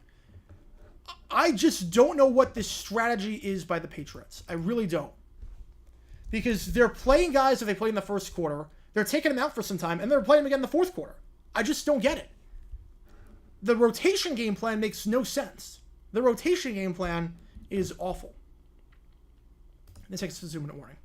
Oh no, actually there is an injured Texan on the play, so we will maybe have one more play. Khalil Davis is the injured Texan. 3rd and 6 at the 9 coming up.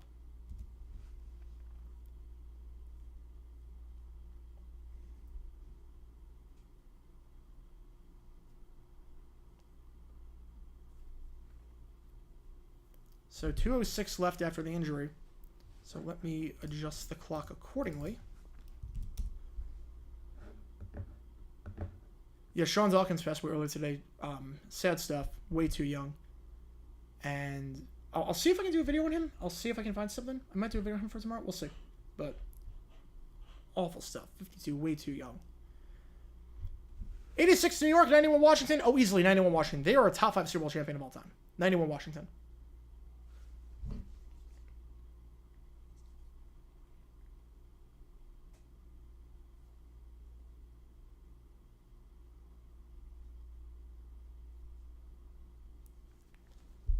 Bucks, Cardinals, Christopher Kim, McSorley was the most predictable. Yeah, no one was surprised with that in the slightest bit.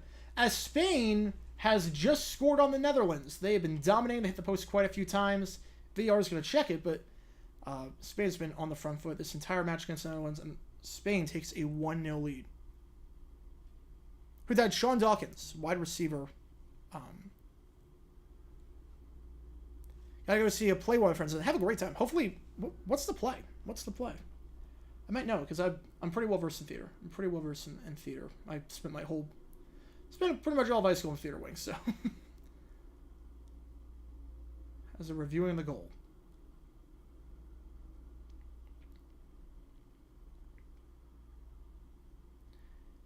How many players can you name that transferred out and then later transferred back to the previous team?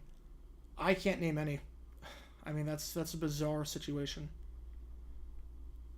Oh, Kiki Boots. Oh, yeah, no, I know the musical, yeah. I know the musical, yeah.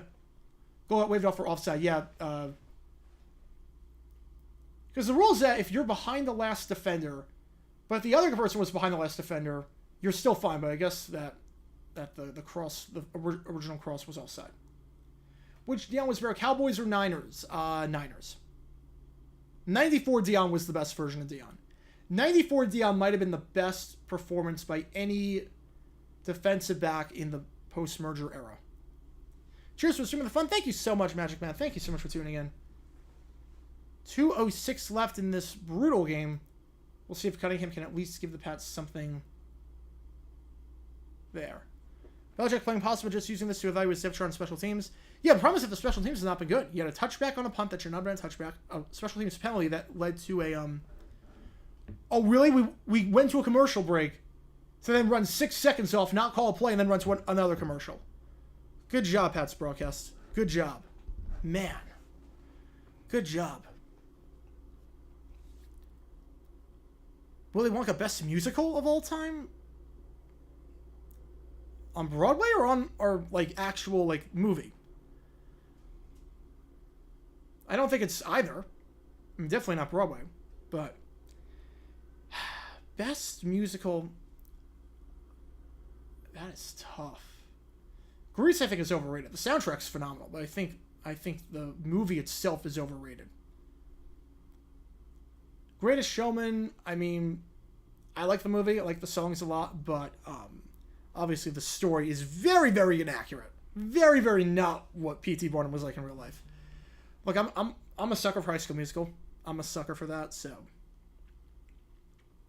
Honestly, my favorite musical of all time, we're not counting like Disney movies. We're not counting that. We're just like live action movies with musicals.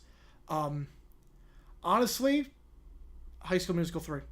High School Musical 3 is my pick. That movie was phenomenal. Wizard of Oz or West Side Story, best movie musical? Yeah, I mean, they're both really good. Wizard of Oz is phenomenal. Chicago. Okay, but those are adaptations. We're talking adaptations of a Broadway show to a musical. I think that those are two different things. Like Chicago, I'm not counting.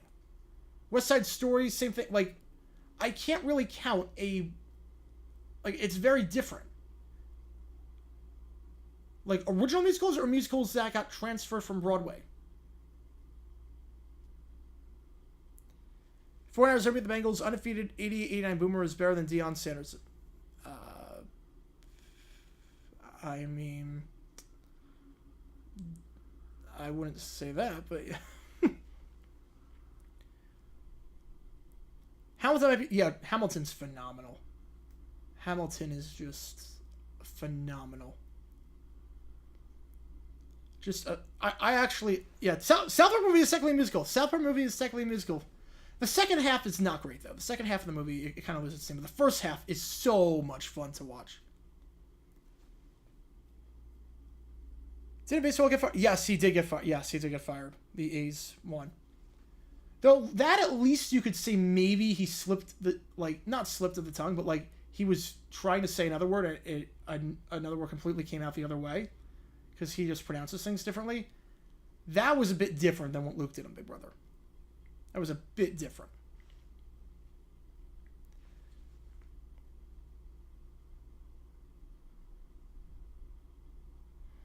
Because that one's also weird because it's like, why would he... Yeah, with Glenn... Yeah, with Glenn. The thing is that, why... A lot of people, when they say that word... Cunningham running into the end zone for the touchdown! Malik Cunningham, QB draw again. This is why I think Cunningham is a better option than McSorley going forward. He can at least give you this spark. Book of Mormon is not a... We're talking movie musicals, not Broadway musicals. But the thing with Glenn is that most people, when they get caught saying that word, they say it casually or they say it not realizing their mic was hot. He knew he was on the air, and he's a veteran broadcaster. I don't think he meant to say that word.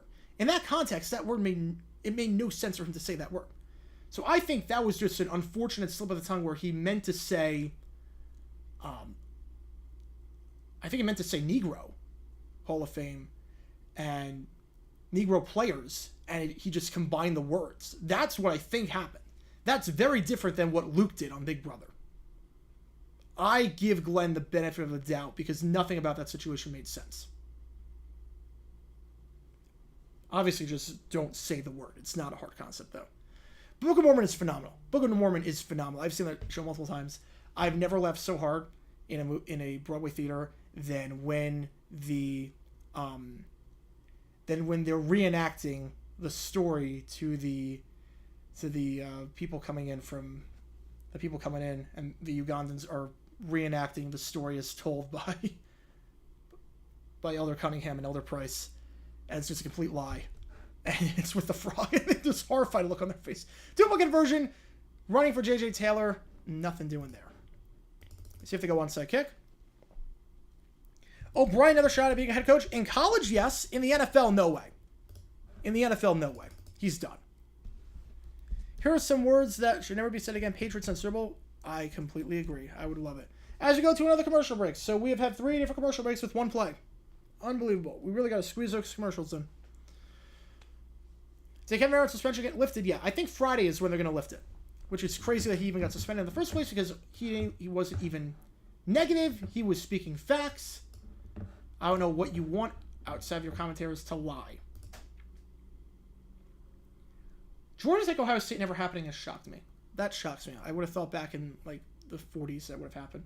Texas, Florida State, yeah. Auburn, Notre Dame. Michigan, LSU, I think that's going to happen in bowl game at some point.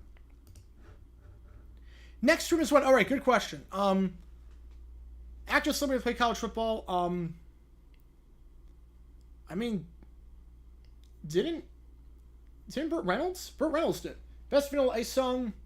I mean, we're really scraping the bottom of the barrel here. Ice Ice Baby, though, is probably the best. Considering the fact that his other hit rhymes Yahtzee with German Nazi. Like, we're really scraping the bottom of the barrel here with that one.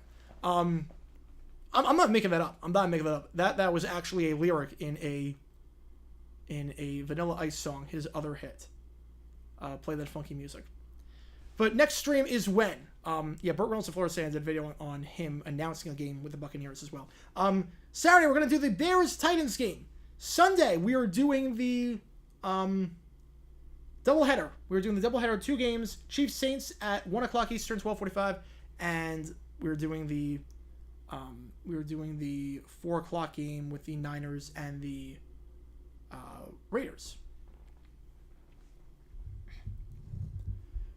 Go Ninja, go. I mean, he used it already in Play Fucking Music. He did the go white boy, go. So he's just reusing his old lines. Will say it was funny. I was at the Cardinals-Patriots game last year, and they had Tone Loc do the halftime show.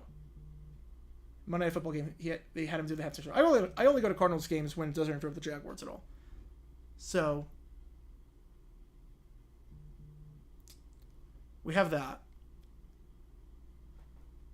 And he has 2 songs, and they both sound exactly the same. So it was a pretty funny show. It was like, wait, is this... Either Funky Cole Medina is way longer than I thought it was, or this is the same song as Wild Thing. All right. Oh, no, he did not rip off Under Pressure. Let's get this right. Under Pressure goes dun dun dun dun dun dun dun. And his goes dun dun dun dun dun dun dun. It's 2 completely different songs. At least that was his argument. Which is absurd. It's the same song. Okay, here's what I will say. Under Pressure is better than Ice Ice Baby. In terms of 1990 songs that use rap samples, Under Pressure blows Ice Ice Baby out of the water, but at the same time, You Can't Touch This blows Super Freak out of the water. Fred Dreyer, best actor to play in the NFL. As they're just going to take a knee, so this will be the end of the game. Fred Dreyer, I mean, Merlin Olsen was an actor. Merlin Olsen went into acting after, so I would say Merlin Olsen probably wins that. Separate football as its own entity, and the rest of sports go back to having conferences that make geographic sense. Yeah, I think this conference realignment is just going to kill the non-revenue sports. Because it's not a problem for football. For football, it's not a problem. It doesn't really matter where you are football-wise geographically. Because you travel once a week, it's no big deal. But for the non-revenue sports, where it's for the non-revenue sports where you're traveling commercial, where you're not flying private, where you're playing multiple games a week, it's going to kill them. You never heard Under Pressure until like 5 years after Ice Ice Baby and Tripped Out. Wow. Yeah, Jim Brown was an actor as well. Yeah, so Jim Brown probably is the winner. Best rap sample. Ooh. Best rap sample. I think Stan. The way that Eminem turned Thank You into a completely different song. I think that is a phenomenal sample. Also, Kanye West, Through the Wire, speeding up Shaka Khan like that. The best rap sample are samples that you don't even associate with, like, it's like, is that, like, really, that's a sample? Like, that sounds so good. It sounds so original. You don't think of the other song. So I think Stan and Through the Wire have two of the best rap samples. Texans get the dub, 20-9. Favorite movie? Tie between Lion King, 1994, and Whiplash. Moneyball is up there, too. Moneyball's top 3. So tie between those. So, final score, Texans win 20-9. Bad outing by C.J. Stroud, but a promising outing. If you're a Texan fan, MVP has to be Nathaniel Dell. Tank Dell played out of his mind. Patriots, a lot not to like. McSorley did not look good. Zappy, a lot of checkdowns. Not a lot of imagination on the game plan. No real separation with the receivers. Malik Cunningham played well in his one drive. I would like to see him play a bit more going forward over McSorley, because you know what McSorley offers you? McSorley offers you nothing. I want to see if Cunningham can be a number 3. I want to see if Cunningham can be a 3. Favorite Weird Al song, favorite Sunbelt school. Sunbelt school, Coastal Carolina, because they were in the Big South, and it's a nice campus, and they won the College World Series. And favorite Weird Al song, original versus parody. Let's see. Original song by Weird Al. Favorite parody is Trapped on the Drive-Thru. I love that one. Just let's take a song, let's take a bizarre song and turn it about getting fast food.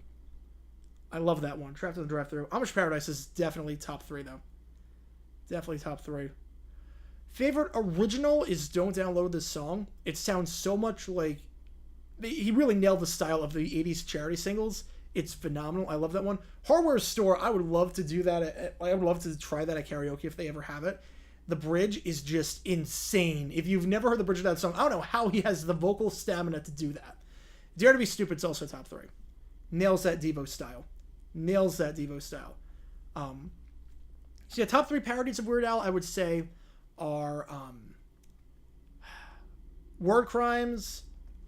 What did I say? War Crimes, I would say Trapped in the Drive-Thru, and Amish Paradise. Oh, Everything You Know Is... Oh, man. Yeah, you know, let's put that 3. Let's put that 3. Put that 3. Dare to Be Stupid 2. Hardware Store goes to 4. Don't Download the Song is still number 1. I'm a sucker for that 80s sound. Nails that single. Oh, we'll stay on for a few more minutes. Why not? We'll stay on for a few more minutes because this game ended early. We'll stay on for a few more minutes. In the last 18 years, Ark State has only lost 1 homecoming game. That is crazy. Usually you schedule a homecoming game against an easy opponent, but still, they go 17-1. That's awesome. Thoughts on Mac Jones? I'm not crazy about him. I think it's a lot of checkdowns. Not very mobile. Definitely regressed from year 1 to year 2. Granted, a lot of that had to do with the offense that he was in, having a bad OC and Patricia and whatnot. But I'm not sold whatsoever on Jones. I like Zappy better. I like Zappy better if I have to pick a QB. Albuquerque is an epic word. Yes, Albuquerque is great. Albuquerque is great. Giants and Jets will host conference championships, 1 on Sunday, 1 on Monday. That would be the ruling. They both host, 1 on Sunday, 1 Monday, and that would probably be the same thing with Rams and the Chargers. That would probably be that. Yeah. I love how this chat went from, this is what I love about the chat. I love that it goes from the game to Big Brother contestants saying the N-word to now Weird Al in like 5 minutes. I love that. We're not doing the Seahawks Vikings game. We're not doing that. I have something to be at later tonight. But here's what we do have. Friday, no games. No games on Friday. Jones better than Pickett. I like Pickett better than Jones long term, but Jones right now is better than Pickett. It's almost like what I said in 2019. Gardner was better than Kyler in 2019. He deserved Rookie of the Year over Kyler if we're going to go QB. A.J. Brown should have won it that year, by the way. But Gardner over Kyler in 2019, but long-term, I want Kyler over Gardner. But right now, I'll take Jones over Pickett, but long-term, I think Pickett over Jones. Thoughts on Gibbs? I don't know why the Lions drafted him that high. I don't know why they drafted him that high.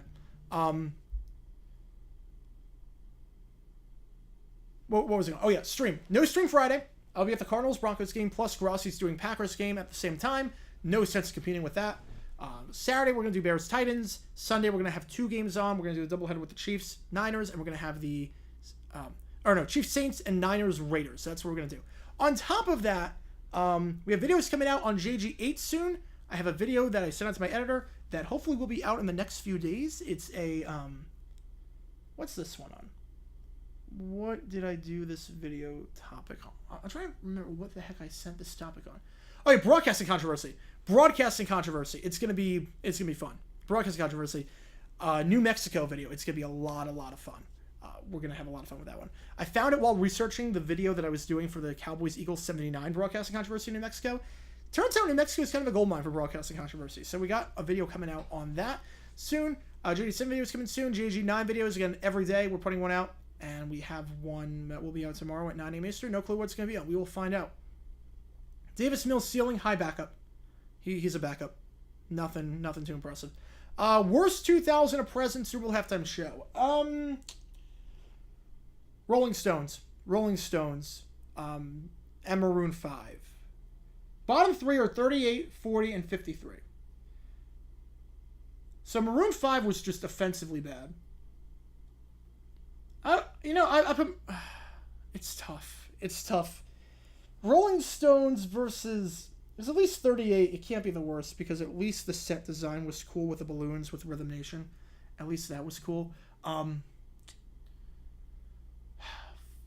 and 53. It is tough. So 40, the Rolling Stones, Mick Jagger sounded awful. They only played 3 songs. And one of them was Rough Justice. The pacing was terrible. Satisfaction took way too long to play. Mick Jagger sounded like he was dying out there. It was not a good show. 53, obviously, terrible set list. The whole Sweet Victory fake out. Travis Scott getting censored every other word. You had Big Boy performing a song that had already been performed at a halftime show before at Super Bowl 38, although he was probably the best part of that show. Pretty boring stage, all things considered. Terrible singing. Girls Like You, the choir, did not work at all. So I'd probably say 53 was a bit worse than 40. Rihanna was the worst. No, she didn't lip sync the whole thing. The pacing was fine. I mean, it was not a good show, don't get me wrong, but it was not the worst. Black Eyed Peas... Okay, here's my controversial opinion. The Black Eyed Peas halftime show was not that bad. My controversial opinion that is going to get me hammered. Black Eyed Peas was not a bad halftime show. Now, Sweet Child of Mine, performed by Fergie, was one of the worst moments of any halftime show of all time. She butchered that. But the pacing of the show was good. The choreography was great. I thought there was a lot of stuff that happened out of their control, like staging-wise, technology-wise. Honestly, it had the right idea. The execution wasn't great, but it had the right idea. And it was such a nice change of pace from the previous 6 classic rock shows. It was a nice change of pace. I'm not going to say it was a good halftime show, but I don't think it was that bad. I will go to bat for that halftime show and Super Bowl 34. I will go to bat for that one. I'm not saying it was good. Don't get me wrong. I'm just not saying... I can't say it was worse than Rolling Stones. I can't say it was worse than Maroon 5. I can't say it was worse than 38. I don't even know if it was worse than Rihanna. I honestly don't know if it was worse than Rihanna. We have Boo This Man, but you gave me $2, so I'll take it. Thank you so much, WV viewer. See, that the thing is that... Oh, we're just talking post 2000. We're just talking that. Who was disappointing? Yeah, it's funny because the Who sounded great at the 2012 Olympics, but they were so bad at Super Bowl 44. Stage was cool, though. Stage was cool. Tom Petty 42, pacing was a bit off, but he sounded great. The free-falling staging was really good. Is Jonesboro, Arkansas considered Titans, Saints, or Chiefs? My guess is probably Saints or Chiefs. We're not doing overtime. I'm going to head off at 7 no matter what. Or 10 o'clock Eastern no matter what. Just because this stream is... the game ended earlier than usual. 23 was so bad that it was good. Not the whole show. The whole show was terrible, but the magic part was so bad it was good. So I can't say that was the worst of all time. The worst one's probably Super Bowl 11. Super Bowl 11 was god-awful. 11, 18, and 25 are the 3 worst. Red Hot Chili Peppers were bad. Yeah, but, I mean, they were bad. Don't get me wrong. They didn't fit the show, but you had Bruno Mars in there also. So Bruno Mars knocked it out of the park. The first half of that halftime show might be the best first half of any halftime show ever. Prince was surreal. Yeah, Purple Rain and the Purple Rain. I just wish he did more originals versus covers, but he was phenomenal. I think he would have gone the Super Bowl 52 halftime show if he was alive. In Minneapolis, I think they would have given it to him. Prince was insane. Purple Rain and the Purple Rain is either the best or the second best moment of any halftime show ever. It's one or two. I don't know if... You can go back and forth. It's either Prince and the Purple Rain doing Purple Rain, or U2 doing Where the Streets Have No Name with the victims of 9/11 scrolling up and Bono unlifting the American flag on his jacket. I mean, goosebumps every time. Prince at 4-1. Also Devin Hester. He also had Hester. Yeah, I'd say Jonesboro's probably Saints. I'd probably say Saints. If John and George were still alive, would 39 have been all the Beatles? Oh, they would have done that a long time before then. They would have done that way before. If John and George were still alive, 39 would have... It wouldn't be 39 for that. It would be... Neil Diamond was the national anthem. Neil Diamond was 21, I want to say. Super Bowl 21? I could be wrong on that. I think it was Super Bowl 21. Let me check. If I got that on my head, I'm impressed. Yeah, no, he never did the halftime show. He never did it. It's funny because I got a lot of these people to do the halftime show, or the national anthem before, but never the halftime show. Who did the... It was 21. Oh my goodness. It was 21. How did I pull that out? How the heck did I pull that out? In Living Color, yeah. Better than the Winter Magic show. Yeah, you know what screams Winter Magic? Let's have Gloria Estefan sing. Of the Miami Sound Machine. Yeah, I mean, Prince's cover Best of You was great. I just wish he did more original. Like, I feel like You Got the Look would have been phenomenal with that show. With the marching band. I feel like it was that.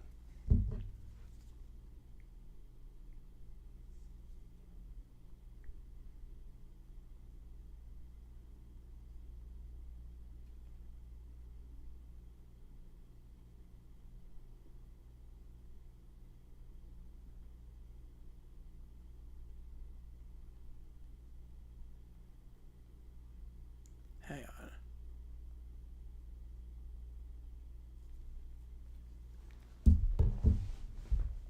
Let's see. I'm not gonna do. I can't do overtime. It's just that I don't have. I have to be somewhere. That's really all it is. Madonna's at halftime. She was fine. The cameos made no sense. Besides CeeLo, every other cameo made no sense.